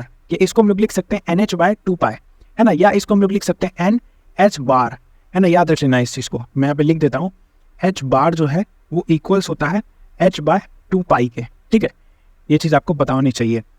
सो L equals MVR equals NH/2π, ठीक है। और याद रख लेना जो N है ये होल नंबर में आना चाहिए, कई बार अलग अलग रिलेशन करके दे देता है, जिससे आपको बोल देगा कि यहाँ पे आपके पास 2H/π लिखा हुआ है, ठीक है, तो आपको N का वैल्यू पूछेगा, तो सिंपल सा आप इसको NH/2π के बराबर कर दो, ठीक है। तो पाई से पाई कटा, H से H कटा, N इक्वल्स यहाँ पे आ गया 4, ठीक है। तो इस तरीके से आप इसको निकाल सकते हो, है ना। यदि H बार भी लिखा हुआ है तो उसका भी रिलेशन मैंने आपको यहाँ पे बता दिया। अब देखो तीसरा क्या है कि इलेक्ट्रॉन रिवॉल्व इन स्टेशनरी ऑर्बिट, यानी कि फिक्स्ड एनर्जी होता है इसका, ठीक है, स्टेशनरी ऑर्बिट में घूम रहा होता है, फिक्स्ड एनर्जी होगा। और क्या, एमिशन या absorption of energy in the form of photon can only occur when electron jump from one orbit to another. देखो एमिशन या absorption of energy in the form of photon कब हो रहा होगा, जब जो इलेक्ट्रॉन है वो किसी एक ऑर्बिट से किसी दूसरे ऑर्बिट पे जंप कर रहा होगा, या तो वो लोअर एनर्जी ऑर्बिट से हायर एनर्जी ऑर्बिट में जंप कर ले, या फिर आपका हायर एनर्जी ऑर्बिट से लोअर एनर्जी ऑर्बिट में एमिट कर ले, है ना। देखो जब लोअर से हायर एनर्जी में इलेक्ट्रॉन जंप करता है तो उसमें एनर्जी का एब्जॉर्प्शन होता है। हम लोगों को नीचे से ऊपर जाने के लिए एनर्जी एब्जॉर्ब करना पड़ेगा, एनर्जी लेना पड़ेगा, और ऊपर से नीचे आने में एनर्जी हम लोग देते हैं, एनर्जी एमिट करते हैं, ठीक है। इस चीज़ को अच्छे से याद रख लेना। तो देयरफॉर जो एमिशन और एब्जॉर्प्शन है वो तभी हो रहा होगा जब इलेक्ट्रॉन जंप करता है किसी एक ऑर्बिट से दूसरे ऑर्बिट पर। चलिए नेक्स्ट टाइम हम लोग कुछ रिजल्ट्स देख लेते हैं इसी से, पोस्टुलेट जो हमने देखा इसका रिजल्ट्स क्या आता है। यहाँ से एक चीज़ याद रख लेना, ये चीज़, ठीक है, ये आपका बहुत ज़्यादा इंपॉर्टेंट है, एक्सट्रीमली इंपॉर्टेंट है ना। इस पर जितना स्टार मार सको उतना स्टार कम होता है, एक्सट्रीमली इंपॉर्टेंट पॉइंट है ये। जैसे आपका ये वेलोसिटी है, वेलोसिटी प्रोपोर्शनल टू होता है Z/n के, रेडियस प्रोपोर्शनल होता है n²/z के, और एनर्जी प्रोपोर्शनल होता है Z² n² पे। जनरली आपका इसी से 99% ऑफ क्वेश्चन देखने को मिलते हैं, है ना। ये आपका जो एक्चुअल वैल्यू है इससे कम ही क्वेश्चन देखने को मिलते हैं, ये आपके इसी वैल्यू से, इसी रिलेशन वाले वैल्यू से, प्रोपोर्शनल वैल्यू से 99% क्वेश्चन देखने को मिलते हैं। और गलती से आपको वैल्यू वाला क्वेश्चन दिख जाए तो आपका कहीं ना कहीं दे देगा, ठीक है। इसको छोड़ के, एनर्जी वाले को छोड़ के, ये दोनों आपके क्वेश्चन में कहीं ना कहीं आपको गिवन देखने को मिल जाते हैं। अब देखो इसका रिलेशन कैसे याद रख लेना है, इसका एक ट्रिक है, इरविन झंझन 2211, ठीक है, इरविन झंझन 2211। ये मेरा ट्रिक नहीं है पर बहुत ही अच्छा ट्रिक है, इससे आप लोग इसको याद कर सकते हो। इरविन झंझन 2211 कैसे याद करना है इसको, ERVIN, इनसे कुछ नहीं होता, इसको हटा गोली मारो, ERV हमारे काम का है, और झंझन यानी कि ZN। सो इरविन झंझन 2211। सो E क्या हो जाएगा, E प्रोपोर्शनल टू, क्या लिखना है हमें, ऊपर वाला चिपका दो। अब देखो ऊपर यदि Z लिखा और यहाँ पे ये रख दो 2, ऊपर यदि Z लिखा और 2 कर दिया तो सीधी सी बात है नीचे हमारे पास हो जाएगा N, है ना। और N पे क्या करना है, N पे बाजू वाला लगा दो, बस हो गया काम खत्म। सीधी सी बात है भाई, सीधी सी बात है। ई प्रोपोर्शनल टू ये दोनों कर दो, आगे वाले कर दो दोनों, यानी कि z बाय एन, और जो भी इसके नीचे वैल्यू है उसको करते चलो 2 2, बस हो गया काम खत्म। अब जैसे r निकालना है तो r प्रोपोर्शनल टू क्या है n, उसके बाद क्या है z, तो नीचे z आएगा, n पे क्या है 2, z पे क्या है 1, खत्म। यही तो चीज़ था हमारा r का, n square by z, r n square by z। v क्या हो जाएगा, v प्रोपोर्शनल टू z, तो z करो, उसके बाद क्या n, तो n कर दो, दोनों पे 1, तो v proportional to z by n, v proportional to z by n, काम खत्म। इतना ही सिंपल था, ऐसे करके आप लोग याद कर सकते हो। बस इस डायलॉग को बोल देना या कहीं लिख देना, इरविन झंझन 2211, 2-4 बार प्रैक्टिस करोगे तो आराम से याद हो जाएगा। अब इसका एक्चुअल वैल्यू क्या है, इस प्रोपोर्शनलिटी को यदि तोड़ना है तो वेलोसिटी हो जाएगा 2.18 into 10⁶ times z by n meter पर सेकेंड, है ना, वेलोसिटी आपका मीटर पर सेकेंड में आएगा। और रेडियस हो जाएगा 0.529, इसको 0.53 भी लिख सकते हैं, multiplied by n square by z, जो कि आपका ये है एंगस्ट्रॉम। याद रखना इसका यूनिट एंगस्ट्रॉम में आता है, जब हम लोग 0.529 करते हैं तब। एनर्जी आपका हो जाएगा -13.3 z square by n square, ये इलेक्ट्रॉन वोल्ट में आता है, इस चीज़ को याद रख लेना, जूल्स में नहीं आता, ये इलेक्ट्रॉन वोल्ट में आता है, -13.6, है ना। और यदि आपको इसको जूल्स में करना है तो ऑब्वियसली 1.6 इंटू 10⁻⁻19 से मल्टीप्लाई कर देना, तो आपका आंसर आ जाएगा। ठीक है, और इसको याद कर लो भाई, ये बहुत इंपॉर्टेंट है, -13.6 into z square by n square electron volt. और भी कुछ होते हैं, जैसे ये सब तो आपके हो गए, ये सब आपके जो है ना बहुत ही फंडामेंटल वैल्यूज है, इसको तो याद करते हैं। अब जैसे टाइम का यदि पूछ लिया जाए तो टाइम इक्वल्स क्या होता है, speed is equals distance by time होता है। सो टाइम इज इक्वल्स क्या हो जाएगा, distance by speed. Therefore time equals ये डिस्टेंस यानी कि रेडियस बाय स्पीड यानी कि वेलोसिटी। तो जो रेडियस और वेलोसिटी का कर दो बस, रेडियस क्या है n स्क्वायर बाय z, और वेलोसिटी क्या है z बाय n। सो ऐसे क्या आ जाएगा n³ बाय z स्क्वायर, वही चीज़ लिखा है n³ बाय z स्क्वायर। और यदि फ्रीक्वेंसी पूछ लिया जाए तो ये टाइम का अपोजिट हो जाएगा, z square by n³, simple सी बात है। और देखो यहाँ पे यदि पोटेंशियल काइनेटिक एनर्जी और टोटल एनर्जी इनमें रिलेशन पूछ लिया जाए तो मैं इसको कैसे याद कर सकता हूँ, मैं इसको याद करता हूँ पैकेट से, PKT पैकेट, आगे माइनस पीछे माइनस और बटा 2 बराबर, हो गया काम खत्म। बस इतना ही करना है, काम खत्म हो गया। वापस बदल देता हूँ, पैकेट आगे माइनस, है ना, पीछे माइनस आगे माइनस और पोटेंशियल पे 2 बराबर, हो गया। ऐसे याद करना है, तो इससे तीनों का रिलेशन भी हमें देखने को मिल सकता है। सो देयरफॉर यहाँ पे जो काइनेटिक एनर्जी है वो माइनस ऑफ टोटल एनर्जी के बराबर हो जाएगा, और जो पोटेंशियल एनर्जी है वो 2 टाइम्स ऑफ टोटल एनर्जी के बराबर हो जाएगा, है ना। तो ये -p/2 है इक्वल्स -t है, तो माइनस से माइनस कटा और ये 2 इधर चला जाएगा। So therefore potential energy 2 times of total energy के बराबर हो जाएगा, है ना। और kinetic energy minus of total energy. चलिए ये चीज़ हो गया। अब एक्चुअल वैल्यू देखा जाए तो जैसे कि आप देख सकते हैं, potential energy equals -k z e square by r, kinetic energy +12 k z e square by r, total energy -12 k z e square by r, है ना। काइनेटिक एनर्जी और टोटल एनर्जी में तो बस माइनस का फर्क है, और पोटेंशियल एनर्जी दोनों का डबल हो जाता है। याद रखिएगा, पोटेंशियल एनर्जी मैग्नीट्यूड वाइज सबसे बड़ा होता है ना, इस चीज़ को याद रखना है। जैसे यहाँ पर टोटल एनर्जी है, उससे देखो मैग्नीट्यूड वाइज पोटेंशियल एनर्जी 2 गुना है, तो यहाँ पे भी हमें वही चीज़ देखने को मिलता है, potential energy magnitude wise double होता है। और काइनेटिक एनर्जी टोटल एनर्जी और पोटेंशियल का तो मैंने यहाँ पर रिलेशन बता ही दिया। चलिए यहाँ पे यदि एनर्जी की बात करें तो टोटल एनर्जी होता है हमारे पास -13.6 z square by n square electron volt. इसको यदि जूल्स में लिखना है तो इसको हम लोग लिख सकते हैं -2.18 into 10⁻18 z square by n square joules. ठीक है, ये हम लोग यहाँ पे जूल्स में भी इसको इस तरीके से लिख सकते हैं। बाकी यदि आपको ये याद नहीं रखना है तो मत रखो, 13.6 इलेक्ट्रॉन वोल्ट वाले याद रख लो। जूल्स निकालना है तो बस उसको 1.6 इंटू 10⁻90 से मल्टीप्लाई कर देना, आपका काम हो जाएगा। और हाँ यार, कभी कभी एक ऐसा क्वेश्चन आता है जहाँ पे आपको किलो जूल पर मोल पे वैल्यू दिया हुआ है। ये जो आप वैल्यू देख रहे हो ये पर एटम पे होता है, एक एटम के लिए, पर कहीं कहीं पर मोल के लिए भी पूछ लिया जाता है। ठीक है, तो वो हो जाएगा -1312 z square by n square kilo joule पर मोल। ठीक है, मोल वाला पूछ लिया जाए तो ऐसे निकाल सकते हो, या यदि आपको मोल कॉन्सेप्ट का अच्छा नॉलेज है तो आप एटम का निकाल के उसको मोल से भी निकाल सकते हो। ठीक है, मोल में भी कन्वर्ट कर सकते हो। और यही चीज़ आपका पोटेंशियल एनर्जी 2 गुना हो जाएगा टोटल एनर्जी का। ठीक है, तो यहाँ पे 13.6 को 2 से मल्टीप्लाई कर दो तो -27.2 हो जाता है, और काइनेटिक एनर्जी तो बस प्लस हो जाएगा इसका, है ना, +13.6 z square by n square. और यार देखो, ionization energy minus of total energy के बराबर होता है। ET जो है ये टोटल एनर्जी है। ठीक है, आयोनाइजेशन एनर्जी इक्वल्स -ET के बराबर। ठीक है, माइनस आपका टोटल एनर्जी के बराबर। और यदि देखो माइनस टोटल एनर्जी क्या होता है, वही काइनेटिक एनर्जी, है ना। आप जो आयोनाइजेशन एनर्जी है बस यूँ समझ लो कि उसका जो वैल्यू है वो काइनेटिक एनर्जी के बराबर ही होता है, which is +13.6 z square by n square electron volt, है ना। और आयोनाइजेशन एनर्जी होता क्या है, energy given to electron to go infinity. Actually जो हम लोग मेटल से इलेक्ट्रॉन निकालते हैं, है ना, यानी कि एनर्जी एनर्जी का एक्चुअल डेफिनेशन क्या होता है, energy required to remove electron. So electron को यदि हम लोग बाहर निकाल रहे हैं तो उसके लिए, उस एटम के लिए, तो यार यही तो दिख रहा है ना कि इलेक्ट्रॉन इन्फिनिटी तक जा रहा है, बहुत दूर जा रहा है, बाहर निकल गया तो वो एटम के लिए इन्फिनिटी तो हो गया ना। तो therefore ionization energy, energy given to electron to go to infinity. ठीक है, इस चीज़ को याद रख लेना। और क्या वैल्यूज होते हैं वो तो मैंने आपको बता ही दिया। चलिए अब देख लेते हैं हम लोग हाइड्रोजन स्पेक्ट्रम। हाइड्रोजन स्पेक्ट्रम में कुछ लाइंस होते हैं जैसे Lyman, Balmer, Paschen, Brackett, Pfund, Humphreys. ठीक है, इसको याद करने का तरीका है लो बीपी बीपी आए, लो बीपी बीपी आए, एल से हो जाएगा लाइमन, फिर बी से बाल्मर, पी से पाशन, देन दूसरे बी से ब्रैकेट, दूसरे पी से पीफंड, है ना, Lyman, Balmer, Paschen, Brackett, Pfund, Humphreys. ठीक है, इसको याद 4-5 बार पढ़ोगे तो कोई ट्रिक की भी जरूरत नहीं पड़ेगी, ऐसे ही याद हो जाएगा। एंड यदि इसका एनर्जी पूछ लिया जाए तो वो बहुत ही ज़्यादा इंपॉर्टेंट है। ये जो आपके -13.6 है, -3.4 है, ये सभी आपको रटे हुए होने चाहिए, ये इतना ज़्यादा इंपॉर्टेंट है। ठीक है, तो ये एनर्जी आपको बहुत अच्छे से याद होनी चाहिए। नाउ देखो ये जो लाइमन, बाल्मर वगैरह है, ये किस किस लाइन पे आते हैं। जैसे लाइमर है ये n=1 पे आएगा, बाल्मर n=2 पे आएगा, पाशन n=3 पे आएगा, ब्रैकेट n=4 पे आएगा, पीफंड n=5 पे आएगा और हम्फ्री n=6 पे आएगा। ठीक है, जैसे जैसे लाइन ऊपर जाता है आपस में ये चिपकते जाता है। ठीक है, और एनर्जी निकालने का क्या तरीका, वही जो मैंने आपको यहाँ पे पीछे बताया था, that is -13.6 Z²/n² electron volt. ठीक है, वही आपका एनर्जी निकालने का तरीका है। यहाँ पे देखो हाइड्रोजन स्पेक्ट्रम है, हाइड्रोजन स्पेक्ट्रम है, सो देयरफॉर यहाँ पे Z=1 ही हो जाएगा सबके लिए। ठीक है, हाइड्रोजन के लिए Z=1 ही होता है। ठीक है, ये चीज़ तो आपको पता ही होगा। तो देयरफॉर यहाँ पे सारा गेम n का ही है ना।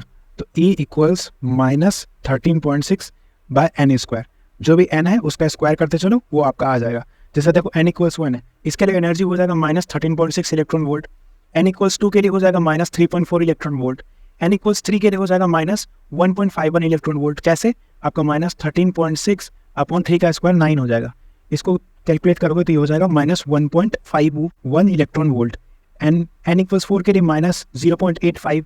ठीक है, और n=5 के लिए -0.54 के अप्रॉक्स हो जाएगा। ठीक है, इस तरीके से आप लोग इसको कैलकुलेट कर सकते हो। चलिए अब यदि डेल्टा ई यानी कि चेंज इन एनर्जी की बात करें तो वो होता है -13.6। ठीक है, -13.6 1/n फाइनल का स्क्वायर -n इनिशियल का square.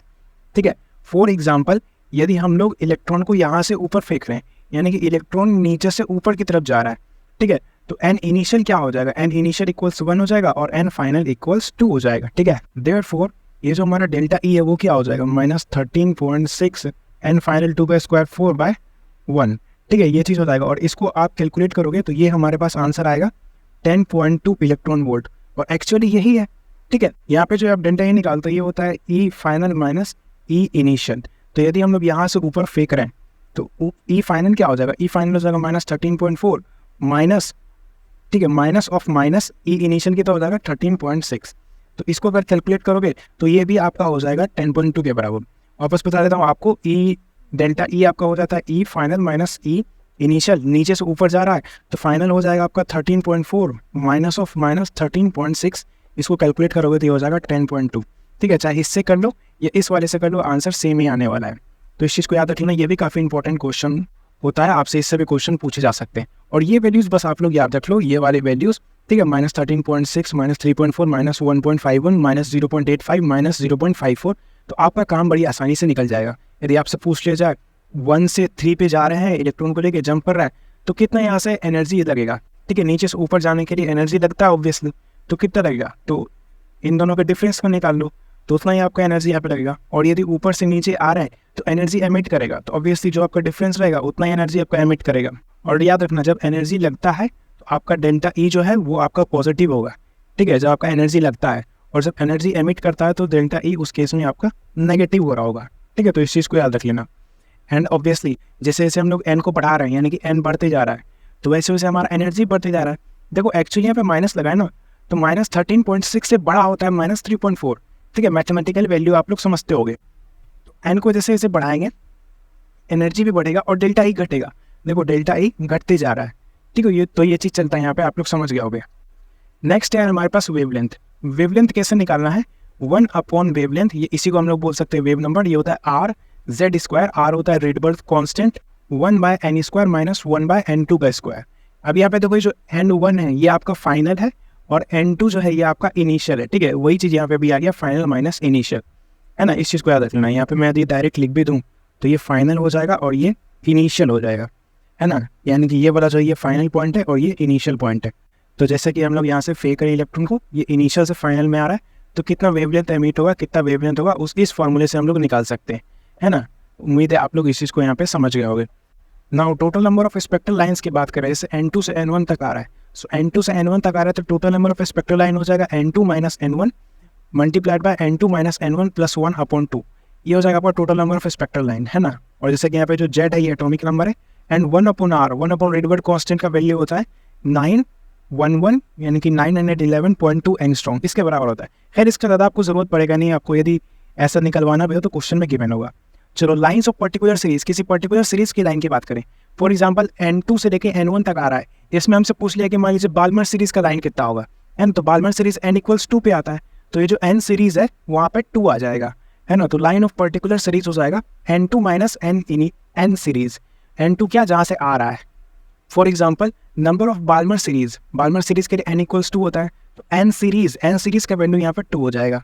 So number of Balmer series for N=7 to N=1, तो यहाँ पे लाइन्स हो जाएगा 7 माइनस 2, ठीक है। 7 से लेके 1 तक जा रहे हैं, है ना, 7 से लेके 1 तक जा रहे हैं और 2 पे जाने पे हमारे पास कितना लाइन आएगा, ठीक है। तो वो हो जाएगा एक्चुअली 7 माइनस 2 = 5, तो टोटल तो यहाँ पे हमारे पास 5 लाइन्स है जो बाल्मर सीरीज तक आ रहा होगा 7 से, है ना। यदि हमारे पास बोल देता N=7 से लेके N=3, N=7 से लेके N=3 और हमारे पास बाल्मर में लाइन पूछता तो उस केस में वो 0 हो जाता यार, क्योंकि N=3 तक ही तो आ रहा है, 2 पे तो वो पहुंचा ही नहीं, तो फिर लाइन किस बात का। तो ऐसा आपसे ट्रिकी क्वेश्चन में पूछा जा सकता है, तो इस चीज़ को याद रख लेना। जो सीरीज वाला लाइन है ये इन दोनों पॉइंट के बीच में आना चाहिए, तभी तो उसका हम लोग निकाल पाएंगे ना। तो इस तरीके से निकाल सकते हैं N=7 और N=1 के बीच में बाल्मर सीरीज का निकालना है, तो 7 माइनस N सीरीज 2 हो जाएगा विच इज़ 5। टोटल लाइन्स यदि इसी का निकालना है तो हम लोग क्या कर सकते हैं, इसको इन दोनों को माइनस करेंगे यानी कि 6, अगेन से इन दोनों को माइनस करेंगे 6 + 1/2 कितना होगा ये 3 एंड 6 + 1 7 मल्टीप्लाइड बाय 3 21 हो जाएगा। इस तरीके से हम लोग टोटल लाइन्स भी यहाँ से निकाल सकते हैं। तो उम्मीद करता हूँ आप लोग ये चीज़ समझ गए होंगे।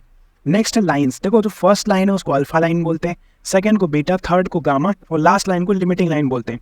सो फर्स्ट लाइन क्या हो जाएगा, फर्स्ट लाइन होता है N+1 से लेके N तक, है ना। फर्स्ट लाइन N+1 से लेके N तक होता है, हर सीरीज का अपना फर्स्ट लाइन होता है।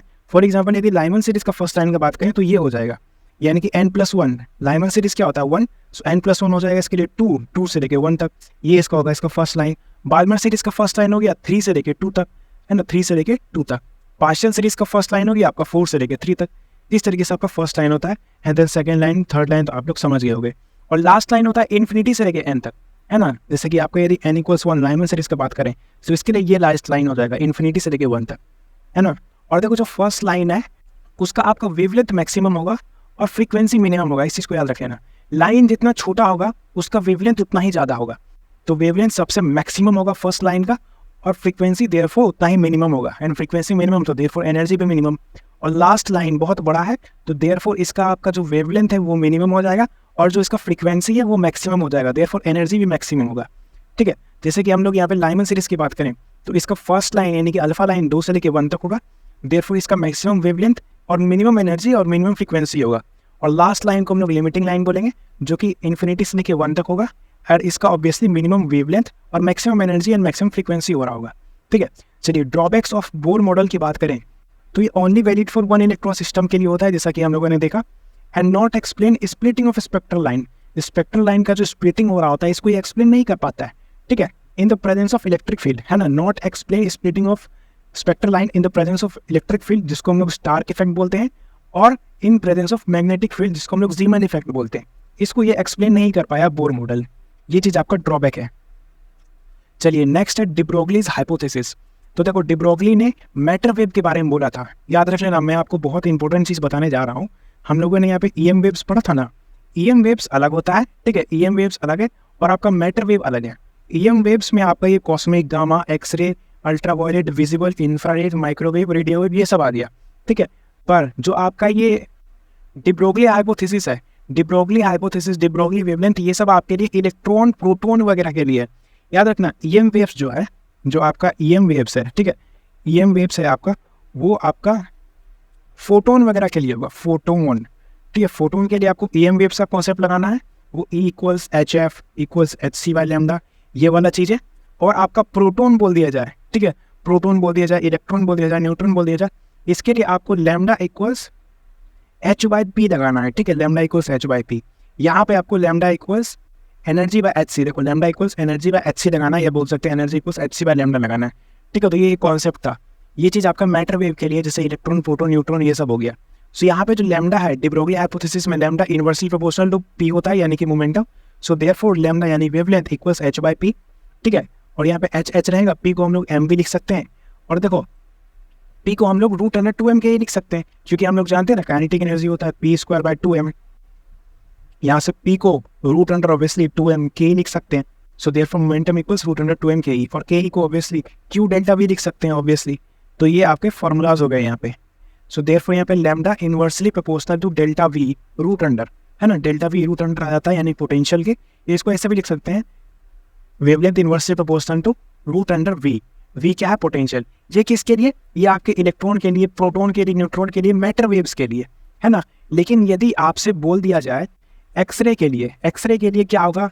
आपका वेवलेंथ और पोटेंशियल में रिलेशन, तो वो इस तरीके से नहीं निकलेगा, वो आपका निकलेगा E equals HC by lambda, और एनर्जी को हम लोग लिख सकते हैं QV।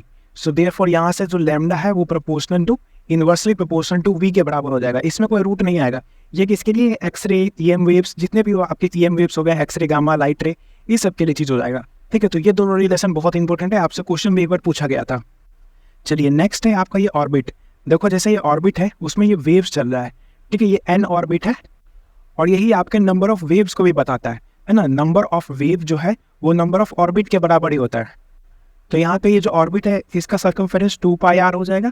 2πr को लिख सकते हैं हम लोग N लैम्डा, ठीक है। टोटल वेवलेंथ आपका है ये N लैम्डा के बराबर, ठीक है ना। तो यहाँ पे यदि हमको अलग अलग क्वांटिटी दिया हुआ हो तो यहाँ से हम लोग N निकाल सकते हैं, और यहाँ से एक रिलेशन भी बना सकते हैं, जैसे कि इस 2π को नीचे कर दिए, 2π को नीचे कर दिए, और इधर mv और इधर mv से मल्टीप्लाई कर दिए। सो इधर हो जाएगा mvr, और इस तरफ हो जाएगा N लैम्डा बाय 2π mv, ठीक है। और mvr क्या हो जाएगा? mvr को हो जाएगा आपका एंगुलर मोमेंटम, और इसको क्या लिख सकते हैं? देखो जो आपका ये लैम्डा mv है, सो ये लैम्डा mv को लिख सकते हैं मोमेंटम, है ना। तो जैसा हम लोग जानते हैं लैम्डा इक्वल्स होता है H/P, so therefore H equals हो जाएगा लैम्डा इंटू P। सो देयरफॉर लैम्डा mv यानी कि लैम्डा P को हम लिख सकते हैं H के बराबर। तो यहाँ से mvr इक्वल्स NH/2π के बराबर आ गया, ठीक है। Orbital angular momentum equals NH/2π हम लोगों ने इससे भी प्रूफ कर दिया। ये एक्चुअली हमारे पास बोर्ड्स का पोस्टुलेट था, बोर्ड से पोस्टुलेट से हम लोग निकाला था, और हम लोगों ने यहाँ से भी इसको प्रूफ कर दिया डी ब्रोगली हाइपोथेसिस से, है ना। इस चीज़ को याद रख लें, 2πr इक्वल्स N लैम्डा के बराबर होता है, और यहाँ से N के कैलकुलेशन के क्वेश्चन आते हैं। चलिए नेक्स्ट है हाइजेनबर्ग अनसर्टेनिटी प्रिंसिपल। क्या होता है Heisenberg uncertainty principle? Since it is impossible to determine exact position of momentum simultaneously, है ना। इम्पॉसिबल है डिटरमाइन करना exact position and momentum simultaneously, तो यहाँ पे हम लोग अनसर्टेनिटी प्रिंसिपल का इस्तेमाल करते हैं। एंड ये valid for only microscopic object, सिर्फ माइक्रोस्कोपिक ऑब्जेक्ट के लिए वैलिड है, छोटे वाले के लिए, और मैक्रोस्कोपिक के लिए तो ये नेग्लिजिबल है ना। वही आपका एनसीईआरटी का लाइन भी है, effect of Heisenberg uncertainty significant only for motion of microscopic object and negligible for macroscopic object, है ना। ये बहुत इंपॉर्टेंट है, इस चीज़ को आप लोग याद रखिएगा। इसका जो फॉर्मूला होता है वो होता है delta X dot delta P greater और इक्वल्स टू H/4π, ठीक है। डेल्टा एक्स आपका क्या हो जाएगा? ये हो जाएगा अनसर्टेनिटी पोजीशन, और डेल्टा पी हो जाएगा आपका अनसर्टेनिटी इन मोमेंटम। ये आपका ग्रेटर और इक्वल टू H/4π के बराबर होता है। देखो यहाँ से मोमेंटम को हम लोग क्या लिख सकते हैं? ये जो था ना, ये आपका मेन फॉर्मूला है। यहाँ से हम लोग मोमेंटम को क्या लिख सकते हैं? मोमेंटम को लिख सकते हैं m डेल्टा v, ठीक है। डेल्टा पी को हम लोग m डेल्टा v लिख सकते हैं, है ना। तो ये भी आपका एक रिलेशन बन गया, delta X dot m delta v greater और इक्वल्स टू H/4π। जैसे कि यहाँ पे ये वाला रिलेशन था, है ना, डेल्टा एक्स डेल्टा पी, इससे हम लोग इसमें गए, इससे अभी हम लोग क्या कर सकते हैं? जैसे डेल्टा एक्स है, so delta x delta P को हम लोग क्या लिख सकते हैं? डेल्टा पी ही लिखते हैं, ऊपर डेल्टा टी और नीचे डेल्टा टी से मल्टीप्लाई कर देते हैं। देखो डेल्टा पी डेल्टा टी क्या होता है? फोर्स, ठीक है। डेल्टा एफ हम लोग इसे लिख सकते हैं, और डेल्टा एफ डेल्टा एक्स क्या लिख सकते हैं हम लोग? डेल्टा ई लिख सकते हैं कि नहीं? सो डेल्टा ई और ये बचा डेल्टा टी, ठीक है। तो यहाँ से हम लोग का डेल्टा ई डेल्टा टी आ गया, वही चीज़ मैंने यहाँ पे लिखा है, डेल्टा ई और delta T greater equals to H/4π। तो ये तीनों रिलेशन आपका दिया जा सकता है, आपको जो भी क्वेश्चन में गिवन हो उस हिसाब से आप इस तीनों का यूज़ करके क्वेश्चन को सॉल्व कर सकते हो। देखो अनसर्टेनिटी इन पोजीशन है delta X, uncertainty in momentum है delta P, uncertainty in velocity है delta V and uncertainty in time है डेल्टा टी, और ऑब्वियसली ई हो जाएगा आपका अनसर्टेनिटी इन एनर्जी। याद रखना जैसा मैंने आपको बताया था h/2 को हम लोग h बार से डिनोट करते हैं, ठीक है। तो देयरफॉर यहाँ पे हम लोग इसे लिख सकते हैं delta X dot delta P greater equals to h/4 जैसा होता है, और इसे ही हम लोग लिख सकते हैं h/2, ठीक है। इसको हम लोग इस तरीके से भी लिख सकते हैं, तो ये भी इंपॉर्टेंट है, इसको याद रख लेना, है ना। एक्चुअली यहाँ पे जो h/4 है इसको हम लोग h/2 इंटू 2 कर सकते हैं, और h/2 क्या हो जाएगा, h बार हो जाएगा। तो उम्मीद करता आप लोग समझ गए होंगे, और ये एनसीईआरटी के लाइन तो मैंने आपको बता ही दिया। नाउ अब देख रहे हैं श्रोडिंगर्स वेव इक्वेशन, बहुत इंपॉर्टेंट है, हाल फिलहाल में काफ़ी सारे क्वेश्चन पूछे गए। तो देखो इस तरीके का एक इक्वेशन होता है जहाँ पे ये जो h है ये आपका है Hamiltonian operator, h into Sai, इस वाले सिंबल को साई बोलते हैं, इक्वल्स ई इंटू साई, ठीक है। ई तो आपका एनर्जी है, और ये जो साई है इसको आप एम्पलीट्यूड या वेव फंक्शन बोल सकते हैं, ठीक है। वेव फंक्शन बोलना सही रहेगा। और देखो साई के साथ NLM की वैल्यू चिपकी हुई रहती है, तो यदि आपको कहीं पे एक वैल्यू दिख जाए साई के साथ, जैसे 2, 3, 1, तो समझ जाना यहाँ पे n का वैल्यू 2 है, l का वैल्यू 3 है, और आपका n का वैल्यू 1 है, ठीक है। मैंने यहाँ पे एक हाइपोथेटिकल वैल्यू दिया हुआ है, बाकी आपके क्वेश्चन में रियल वैल्यू रहेंगे, ठीक है। तो यहाँ पे NLM का वैल्यू आप समझ गए कैसे होगा। n आपका प्रिंसिपल क्वांटम नंबर है, l अजीमुथल या सब्सिडियरी क्वांटम नंबर बोलते हैं, और m आपका मैग्नेटिक क्वांटम नंबर है, ठीक है। और ये h आपका हैमिल्टोनियन ऑपरेटर है। उम्मीद है आप लोग समझ गए होंगे, है ना। और यहाँ से जो साई के साथ NLM की वैल्यू लगी हुई है, इससे जो है आपका NLM निकलेगा। इसको आप जो फर्दर क्वेश्चन में जो डिमांड होगा, क्वेश्चन का रिक्वायरमेंट होगा, उस पर आप इसको सॉल्व कर सकते हो। चलो देखो ये जो साई स्क्वायर है, साई स्क्वायर होता है प्रोबेबिलिटी डेंसिटी, ये इसको स्क्वायर ऑफ वेव फंक्शन भी बोल सकते हैं। जो प्रोबेबिलिटी डेंसिटी है ये इलेक्ट्रॉन के पाए जाने के प्रोबेबिलिटी को बताता है, और ये हमेशा पॉजिटिव होता है। And psi square D V आपका प्रोबेबिलिटी होता है, और साई आपका वेव फंक्शन होता है, ठीक है। अब देखो ये कुछ एनसीईआरटी के कटआउट है जो काफी इंपॉर्टेंट है, एंड इससे प्रीवियस ईयर क्वेश्चन भी आ चुके हैं, तो देख लेते हैं। जैसे the wave function is a mathematical function, ठीक है। जो वेव फंक्शन है वो एक मैथमेटिकल फंक्शन है, whose value depend on coordinate of electron in an atom, जिसका वैल्यू डिपेंड करता है coordinate of electron in the atom, and does not carry any physical meaning. जो ये आपका साई है ये कोई भी फिजिकल मीनिंग कैरी नहीं करता है, ये बस एक मैथमेटिकल फंक्शन है।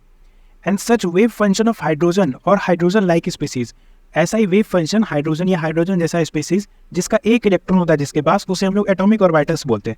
और देखो जो probability of finding an electron, electron के पाए जाने का संभावना eight a point within atom, किसी एटम के अंदर एक पॉइंट पर प्रोपोर्शनल होता है आपका साई स्क्वायर। साई स्क्वायर क्या है, ये आपका प्रोबेबिलिटी डेंसिटी है, इसे हम लोग स्क्वायर ऑफ वेव फंक्शन में बोल सकते हैं, है ना। और यही चीज़ आपका यहाँ पे भी लिखा हुआ है, the probability of finding an electron at a point within atom is proportional to square of orbital wave function that is psi square at that point. And obviously जो साई स्क्वायर है इसे हम लोग probability density के नाम से भी जानते हैं, जो कि ऑलवेज पॉजिटिव होता है ना। एंड और क्या, from the value of psi square के वैल्यू से at different point within atom, different point पे एटम के अंदर it is possible to predict the region, हम उस रीजन को प्रिडिक्ट कर सकते हैं अराउंड द न्यूक्लियस, न्यूक्लियस के around, where electron will most probably be found, जहाँ पे इलेक्ट्रॉन को मोस्ट प्रोबेबली फाउंड किया जा सके, जहाँ पे इलेक्ट्रॉन मोस्ट प्रोबेबली पाया जा सके, ठीक है। ये आपका साई स्क्वायर बताता है। तो उम्मीद करता हूँ आप लोग ये चीज़ समझ गए होंगे। साई होता है आपका वेव फंक्शन, साई स्क्वायर होता है प्रोबेबिलिटी डेंसिटी, जो कि आपका ऑलवेज पॉजिटिव होता है। एंड इस लाइन को अच्छे से 2-3 बार पढ़ लेना, क्योंकि ये बहुत इंपॉर्टेंट लाइन है ना। और साई NLM होता है, यहाँ पे जो भी वैल्यू है उसको आप NLM से रिलेट करके यहाँ पे निकाल सकते हो। चलिए नेक्स्ट है quantum number. Quantum number set of 4 numbers होता है ना। प्रिंसिपल क्वांटम नंबर होता है, अजीमुथल क्वांटम नंबर होता है, मैग्नेटिक क्वांटम नंबर होता है, और एक स्पिन क्वांटम नंबर होता है। पहले हम लोग क्वांटम नंबर को देखते हैं, फिर उसका एप्लीकेशन भी देख रहे होंगे। चलिए प्रिंसिपल क्वांटम नंबर को n से डिनोट करते हैं, और n = 1 to 3 हो सकता है। इसको हम लोग ऑर्बिटल या शेल बोलते हैं, है ना। It is tells about orbital या शेल। जैसे कि n = 1 है तो k शेल हो जाएगा, n = 2 है तो l शेल हो जाएगा, 3 m शेल, 4 n शेल। हमने k l m n भी देखा हुआ है कि नहीं। एंड फॉर हाइड्रोजन एटम के लिए ओनली चेक PQN, यानी कि प्रिंसिपल क्वांटम नंबर देखते हैं हम लोग हाइड्रोजन के लिए। एंड यहाँ पे जो SPDF है, SPDF कोई सेंस नहीं बनाता है हाइड्रोजन एटम के लिए, यहाँ पे सिर्फ हम लोग ये KLMN देखते हैं।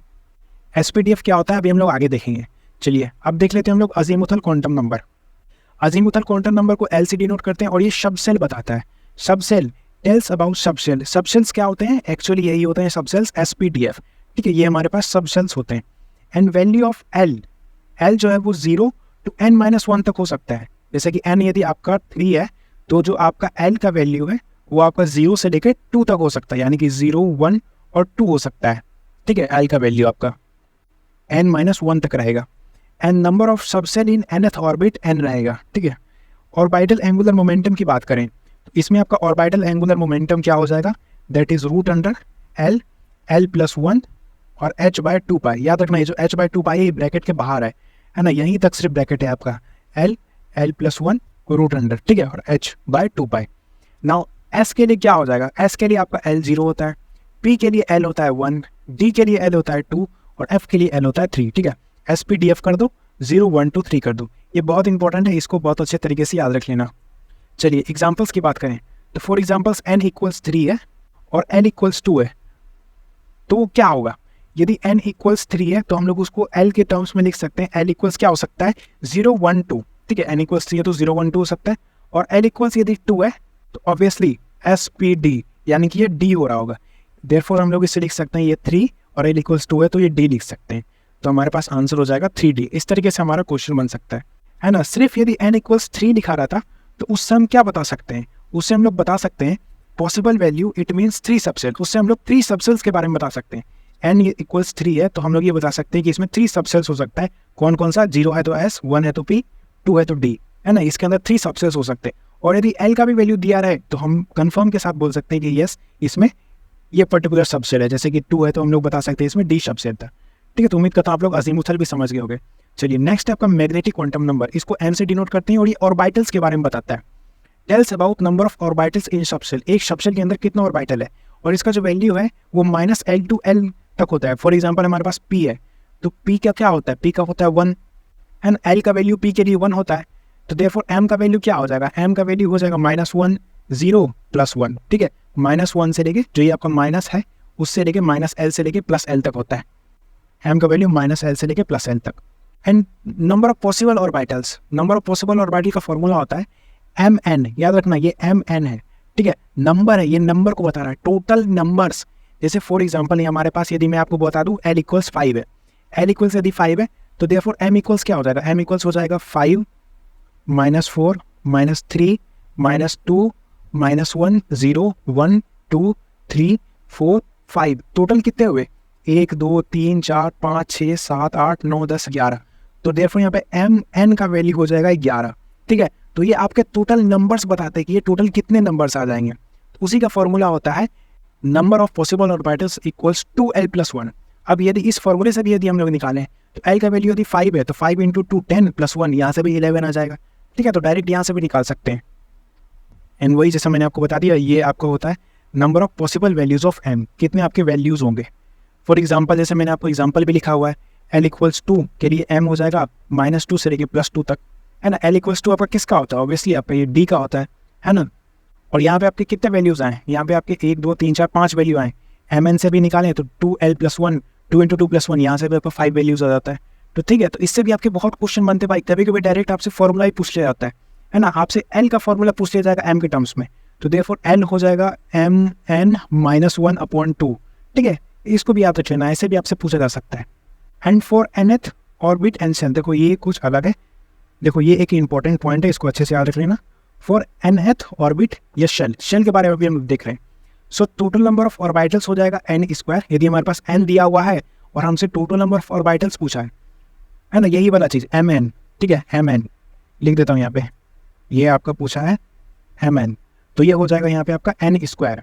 And maximum number of electron in nth, देखो एक ऑर्बिटल में कितने इलेक्ट्रॉन जा सकते हैं, 2 इलेक्ट्रॉन जा सकते हैं। ऑब्वियसली जितने आपके नंबर ऑफ ऑर्बिटल्स हैं उससे आपका 2 से मल्टीप्लाई कर दो तो ये आपका यहाँ से आंसर निकल जाएगा, है ना। सिंपल है कि नहीं। एंड नंबर ऑफ वेव और सबशेल की बात करें तो वो n के बराबर ही रह जाता है, ठीक है। इस तरीके से आप इस क्वेश्चन को सॉल्व कर सकते हो। दूसरा है इफ सबशेल गिवन, सबसे पहले हमारे पास nth ऑर्बिट या शेल गिवन था, अभी हमारे पास सबशेल गिवन है यानी कि n गिवन है, तो उस केस में नंबर ऑफ ऑर्बिटल्स यानी कि mn का वैल्यू हो जाएगा 2l + 1, जैसा कि अभी हम लोगों ने देखा। और number of electron in that subshells कितने हो जाएंगे, ऑब्वियसली 2 से मल्टीप्लाई कर दो इस ऑर्बिटल को, जितने नंबर ऑफ ऑर्बिटल आए हमारे पास उसका भी आंसर आ जाएगा, ठीक है। तो उम्मीद करता हूँ आप लोग ये चीज़ भी बहुत अच्छे से समझ गए होगे, इसे याद रख लेना, ये बहुत इंपॉर्टेंट है यार, है ना। ये जो चीज़ें अभी चल रही है ना, ये काफ़ी इंपॉर्टेंट है, इसी से ज़्यादातर आपको क्वेश्चन देखने को मिलते हैं। चलो एग्जाम्पल्स देख लेते हैं। जैसे s के लिए l = 0 होता है, m = भी 0 हो जाएगा, यानी कि इसमें एक ऑर्बिटल प्रेजेंट होगा। टोटल कितने क्वांटिटीज मिले, एक क्वांटिटी तो मिला ना। जैसे यहाँ पे देखो टोटल 3 क्वांटिटी है, जीरो को भी एक क्वांटिटी की तरह काम में लेना, ठीक है, जीरो को भी एक क्वांटिटी की तरह काम में लेना। तो यहाँ पे एक क्वांटिटी मिला तो देयरफॉर एक ऑर्बिटल है। एस में हम लोग जानते हैं एक ऑर्बिटल ही होता है, पी में 3 ऑर्बिटल होता है जानते हैं, जैसे कि यहाँ पे एल इक्वल्स 1 है पी के लिए, तो देयरफॉर एम इक्वल्स हो जाएगा -1 0 1। टोटल 3 क्वांटिटीज है, इसमें ओबियसली 3 ऑर्बिटल्स होता है। डी का एल इक्वल्स 2 होता है, एंड यहाँ पे एम टोटल्स कितने हैं, एम यहाँ पे टोटल 5 क्वांटिटीज है ना, 1 2 3 4 5, ठीक है, टोटल यहाँ पे 5 क्वांटिटीज है। तो और इसमें हम लोग जानते हैं कि टोटल 5 ऑर्बिटल्स होता है। एंड इंपॉर्टेंट क्या है, the maximum number of electron in any orbitals 2 हो सकते हैं किसी भी एक ऑर्बिटल में, any one orbital, maximum number of electron in any one orbital, ठीक है, इन एनी वन ऑर्बिटल आपके 2 हो सकते हैं। जैसे कि इसमें भी आपका एक ऑर्बिटल है तो इसमें 2 इलेक्ट्रॉन जाएगा, इसमें इस ऑर्बिटल में आपका 2 इलेक्ट्रॉन ही जाएगा, 3 इलेक्ट्रॉन नहीं जा सकता है। हर एक इंडिविजुअल ऑर्बिटल्स में आपके मैक्सिमम 2 इलेक्ट्रॉन फील्ड हो सकते हैं, ठीक है। तो इस चीज़ को बहुत अच्छे से याद रख लेना। चलिए नेक्स्ट है हमारे पास स्पिन क्वांटम नंबर, इसको एस से डिनोट करते हैं। और याद रखना स्पिन हमेशा अपोजिट होता है ना, जैसे कि आपका ये है, एक स्पिन इधर होगा तो दूसरा स्पिन इसके अपोजिट होगा, है ना, ये बिल्कुल हमारे जैसे जो डाटा का साइन होता है ना वैसा ही कुछ दिया हुआ है, एक पॉजिटिव में होगा दूसरा आपका नेगेटिव में होगा, तो इसको बहुत अच्छे से याद रख लेना। नाउ स्पिन क्वांटम नंबर क्या बताता है, spin quantum number tells about rotation of electron in its axis, electron के रोटेशन के बारे में बताएगा। और जो इसका वैल्यूज ऑफ एस है वो +½ और -½ के बराबर हो सकता है, ठीक है, +½ होगा और -½ होगा। और स्पिन एंगुलर मोमेंटम क्या होता है, हम लोगों ने यहाँ पे ऑर्बिटल एंगुलर मोमेंटम देखा था, है ना, बिल्कुल उसी जैसा हमारे पास स्पिन एंगुलर मोमेंटम भी होता है। ये हो जाएगा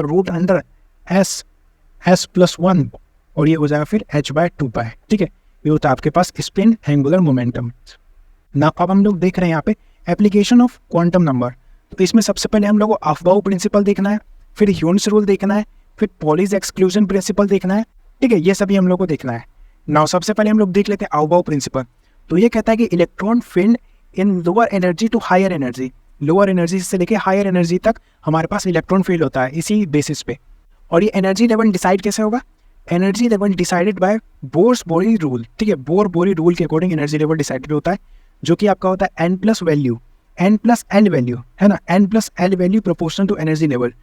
n+l वैल्यू जितना ज़्यादा होगा एनर्जी लेवल उतना ही ज़्यादा होगा, ठीक है। फॉर एग्जाम्पल यहाँ पे हमारे पास बोल दिया 3D और आपका बोल दिया 4p। अब आप बताइए किस में आपका एनर्जी ज़्यादा होगा, n+l काउंट कर लो, इसका n है 3, l है आपका 2, तो n+l है आपका 5, इसका आपका n है 4 और l है 1, इसका भी आ गया 5।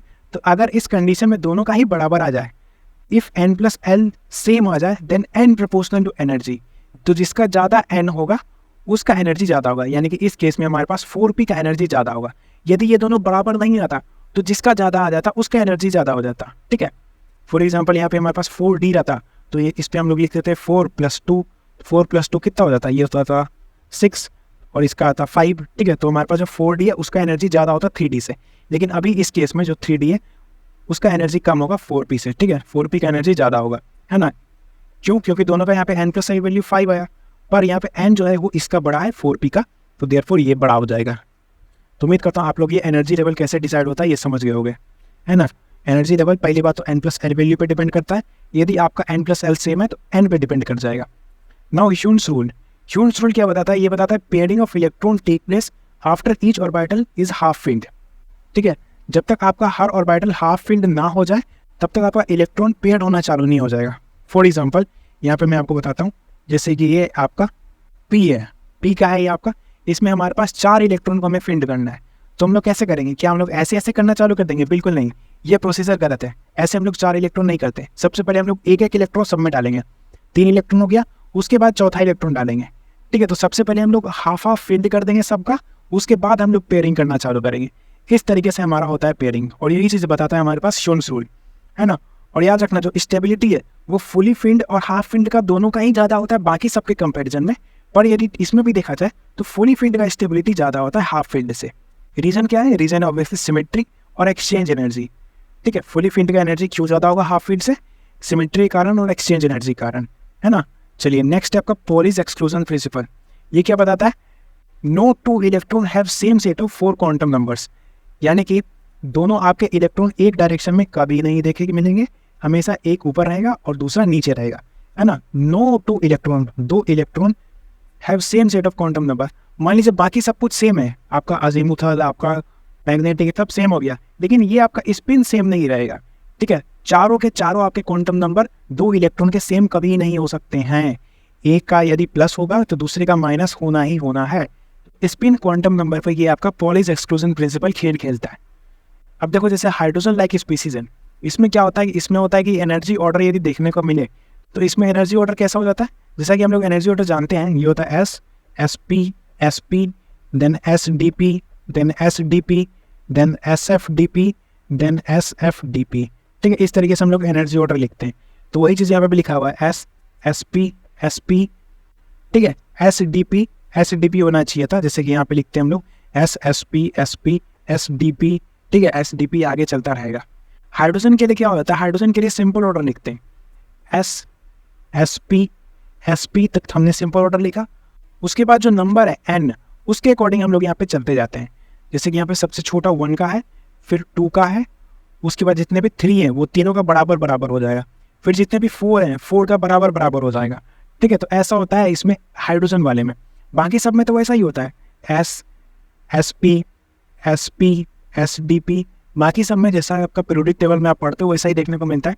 लेकिन जो आपका हाइड्रोजन लाइक स्पीसीज है, इसमें आपका जो एन है, जैसा कि हम लोगों ने यहाँ पे देखा था कि हाइड्रोजन में आपका जो सबशेल है यानी कि एस पी डी एफ, ये किसी काम का नहीं है। इसमें सिर्फ आपका 1 2 3 4 ये चलता है हाइड्रोजन में, और ये क्या है, ये एन है। तो वही चीज़ यहाँ पे लिखा हुआ है, सबसे पहले 1, उसके बाद देन जितने भी 2 आ गए उसको लगा दो, फिर जितने भी पॉसिबल 3 हैं 3 उसको लगा दो, फिर जितने भी 4 हैं उसको लगा दो। और किस अकॉर्डिंग में लगाना है, एस को पहले करो, फिर पी को करो, उसके बाद फिर एस पी डी को करो, फिर एस पी डी एफ। इस तरीके से आपको करते चलना है ना। हाइड्रोजन में आपका यही चलता है। और मल्टी इलेक्ट्रॉन सिस्टम में तो जो आपका सिंपल ऑर्डर है, सिंपल कॉन्फ़िगरेशन है, वैसे चलता है। चलिए मैग्नेटिक नेचर की बात करें तो इसमें हम लोग को पैरामैग्नेटिक और डायमैग्नेटिक देखने को मिलता है। Paramagnetic that means at least 1 unpaired electron इसमें प्रेजेंट होगा, और ये weekly attracted by magnetic field, जो भी आपका मैग्नेटिक फील्ड है उससे ये वीकली अट्रैक्टेड होगा।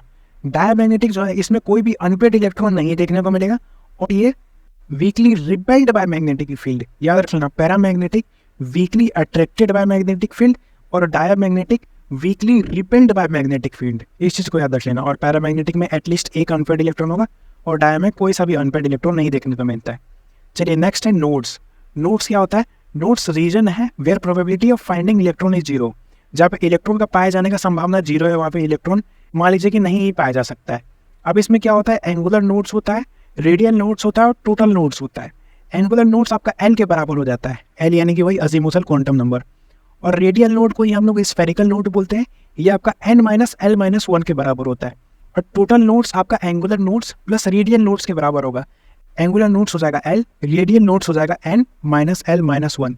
तो देयरफॉर यहाँ से l से l कटा, आपका टोटल नोड्स हो जाएगा n-1 के बराबर। इससे आपके कई सारे क्वेश्चन देखने को मिलते हैं। फॉर एग्जाम्पल यहाँ पे 3D है, तो इसको हम लोग लिख सकते हैं n=4 होगा यहाँ पे ऑब्वियसली, और l=d है तो 2 हो जाएगा। सो देयरफॉर यहाँ पे एंगुलर नोड्स l के बराबर होगा, जो कि 2 हो जाएगा। एंड यहाँ से रेडियल नोड जो है वो n-l-1 के बराबर होगा, विच इज़ 4-2-1 1 हो जाएगा। और टोटल नोड्स आपका n-1 होता है, जो कि आपका 3 हो जाएगा। ठीक है, 4 - 1 = 3। और एक्चुअली आपको इन दोनों को ऐड भी करो तो 2 + 1 3 ही होता है। तो ऐसे भी आप टोटल नोड्स निकाल सकते हो। नाउ शेप ऑफ ऑर्बिटल्स का बात करें तो देखो, एस में एक ही होता है हमारे पास ऑर्बिटल, और इसका शेप स्फेरिकल होता है, और इसमें कोई सा भी नोडल प्लेन प्रेजेंट नहीं होता है। पी में हमारे पास 3 ऑर्बिटल्स होते हैं, और इसमें हमारे पास px, py और pz होता है, और सभी का इसमें डम्बल शेप होता है। देखो इसमें सभी का आपका डम्बल शेप देखने को मिलता है ना। ईच है 1 नोडल प्लेन, और सभी के पास एक नोडल प्लेन प्रेजेंट होते हैं। ठीक है, पी में जो है सभी में एक नोडल प्लेन हमारे पाज प्रेजेंट होता है। नाउ डी मोस्ट इंपॉर्टेंट है। डी में आपका 5 ऑर्बिटल्स प्रेजेंट होते हैं, 1 2 3 4 5। कौन कौन से आपके, dxy, dyz, dzx and dx²y² and dz²। ठीक है, ये 5 ऑर्बिटल्स आपके प्रेजेंट होते हैं। एंड जो ये आपके हैं dxy, dyz एंड dzx, ये इन बिटवीन एक्सिस होते हैं। यहाँ पे देखो ये xy, yz, zx, ये आपके इन बिटवीन एक्सिस देखने को मिलते हैं एट 45 डिग्री एंगल, है ना। यहाँ से देखो ये आपके ऑलमोस्ट 45 डिग्री एंगल पे रहते हैं, ये सभी के सभी इन बिटवीन एक्सिस, 2 एक्सिस के बीच में। और जो ये है आपके dx² y² और z², ये ऑन द एक्सिस, ये देखो ये एक्सिस है, इसी एक्सिस पे आपके प्रेजेंट होते हैं। ये तीनों जो थे ये बिटवीन एक्सिस पे आपके प्रेजेंट थे, बाकी ये सभी तो आपके x² y² और z² in between axis present होते हैं। और जो आपके ये X Y, Y Z, X Z और D X square Y square, इन सभी का शेप आपका सिमिलर होता है। देखो कहीं ना कहीं सभी का शेप सिमिलर देखने को मिल रहा है कि नहीं। इन सभी का शेप आपका सिमिलर होता है और सभी में आपके दो नोडल प्लेन्स प्रेजेंट होते हैं इन सभी में। बट यहाँ जो डी जेड स्क्वायर है, ये बताऊँ कौन सा ऑर्बिटल होता है। ये m इक्वल 0 देख रहे हो, m इक्वल 0, ये आपका m इक्वल 0 वाला ऑर्बिटल होता है डी जेड स्क्वायर, ठीक है। और इसका जो शेप है ये बाकी सबके शेप से अलग होता है और इसमें आपका जीरो नोडल प्लेन, कोई सा भी नोडल प्लेन प्रेजेंट नहीं होगा। बट इसमें आपका नोडल कोन्स प्रेजेंट होता है ना। नोडल प्लेन प्रेजेंट नहीं होगा, नोडल कोन्स प्रेजेंट होगा। याद रखना एक बात को, all shape of D subshell orbitals are not identical. जितने भी आपके ऑर्बिटल्स के शेप है वो सभी आइडेंटिकल्स नहीं होते हैं, है ना। 4 आपके एक जैसे होते हैं और ये 5वां आपका अलग होता है, ठीक है। इसके अभी हम लोग यहाँ पे एनसीईआरटी को भी देखेंगे, लेकिन उससे पहले कुछ इंपॉर्टेंट पॉइंट्स देखते हैं। जैसे कि same shells of D orbital are equivalent in energy, ठीक है। Same shell of D orbital जैसे 3D हो गए हैं, तो 3D के आपके जितने भी हो गए, है ना, ये 3D वाले आपके जितने भी हो गए, इन सभी का आपका एनर्जी सेम होगा, ठीक है। All 5 3D orbitals have equal energy. याद रखना एनर्जी डिफरेंट किसका होगा, जैसे 3D हो गया, 4D हो गया, इन दोनों का एनर्जी डिफरेंट होगा, है ना। बट 3D का जितना जितना है ये सभी का एनर्जी आपका सेम होगा, इक्वल होगा। याद रखना एनर्जी सेम होगा सभी का, बट शेप सभी का सेम नहीं होगा। शेप आपका अलग होता है, इन 4 का अलग और इस 5वें का अलग ही हो जाता है। एंड 4D और 5D have similar to 3D orbitals. देखो 4D और 5D, है ना, 4D और 5D ऑर्बिटल जो है इनका शेप, भाई इनका शेप भी तो इन्हीं जैसा होगा ना। इनका शेप इन्हीं जैसा होता है बट एग्जैक्टली ऐसा नहीं होता है ना। इनके जैसा ही इनका शेप होगा बट साइज में डिफर करेंगे, साइज अलग होगा और एनर्जी अलग होगा। 4D 5D orbitals, 4D 5D have similar to 3D orbital, है ना। 4D 5D के जो ऑर्बिटल्स होंगे वो भी सिमिलर होंगे 3D ऑर्बिटल्स के, पर उनका एनर्जी अलग होगा और उनका साइज ऑब्वियसली अलग होगा। और ये जो मैंने आपको बताया था all shape of D subshell orbital are not identical, उसी के बारे में मैंने यहाँ पे लिख दिया है। जैसे DX, DYZ, DXY and DX square Y square, इनका शेप सिमिलर होता है और DZ स्क्वायर का शेप अलग होता है, जैसा कि हम लोग यहाँ पे देख सकते हैं, ठीक है। चलिए इसका एनसीईआरटी देख लें। तो यहाँ पे बता रहा है कि 5D orbitals are designed as DXY, DYZ, DXZ, X square Y square और Z square. The shape of first 4D orbital, जो ये फर्स्ट 4D ऑर्बिटल, इनका शेप सिमिलर होता है each other, whereas 5th one यानी DZ square का शेप अलग होता है। All 5 3D orbital are equivalent in energy. जितने भी ये ऑर्बिटल से सभी का एनर्जी बराबर होता है। D orbital for which n is greater than 3, जैसे 4D and 5D also have similar shape. जो 4D और 5D है इनका भी शेप सिमिलर होता है तो 3D ऑर्बिटल, है ना, इनका भी शेप 3D ऑर्बिटल जैसा ही होगा, but differ in energy and size. Obviously इनका एनर्जी अलग होगा 3D से और इनका साइज अलग होगा 3D से, बट शेप जो है वो बराबर ही होता है। अरे भाई मेरे कान का शेप और तुम्हारे कान का शेप बराबर ही है ना। मेरी नाक का शेप तुम्हारे नाक का शेप बराबर ही है। हो सकता है थोड़ा डिजाइन में अंतर हो सकता है थोड़ा साइज में अंतर हो, बट एक्चुअल जो शेप है, जो फंडामेंटल चीज़ है, वो तो बराबर ही होगा ना। तो वही चीज़ यहाँ पे भी जो 4D और 5D है इनका शेप सिमिलर होता है 3D ऑर्बिटल के, पर एनर्जी अलग होता है और साइज अलग होता है। नाउ नेक्स्ट है बिसाइड्स द रेडियल नोड्स, है ना, रेडियल नोड्स के beside probability density function is 0। जो प्रोबेबिलिटी डेंसिटी फंक्शन है वो 0 होता है। The probability density function for NP and ND orbitals are 0 at a plane, है ना। प्रोबेबिलिटी डेंसिटी फंक्शन जो आपका NP और ND ऑर्बिटल्स के लिए 0 होता है प्लेन। चलिए इंपॉर्टेंट क्या है, वही टोटल नंबर ऑफ नोड्स आपका n-1 होता है और आपका एंगुलर नोड्स आपका L के बराबर होता है और रेडियल नोड्स n-L-1 के बराबर होता है, और इन दोनों को सम कर देंगे तो टोटल नोड्स आ जाएगा विच इज़ n-1, ठीक है। तो यही था हमारे पास इस चैप्टर में। So thank you so much, thank you so much, आपने इस चैप्टर को पूरा एंड तक देखा। मुझे उम्मीद है आप लोगों को इस चैप्टर अच्छे से समझ में आ गया होगा। इंपॉर्टेंट एनसीईआरटी के जो लाइन है मैंने इसमें इंक्लूड कर दिया है। कोई भी चीज़ में यदि आपको दिक्कत हो तो आप मुझे कमेंट कर सकते हैं या इस वीडियो को रिवाइंड करके भी देख सकते हैं। मेरे भाई जो ये नोट्स है आपको मेरे टेलीग्राम चैनल पे मिल जाएंगे, लिंक आपको डिस्क्रिप्शन में दिया हुआ है। वीडियो पसंद आया तो प्लीज़ यार इसे लाइक कर दीजिएगा एंड चैनल को सब्सक्राइब कर दीजिएगा एंड एक कमेंट भी कर दीजिएगा कि आपको ये वीडियो कैसा लगा।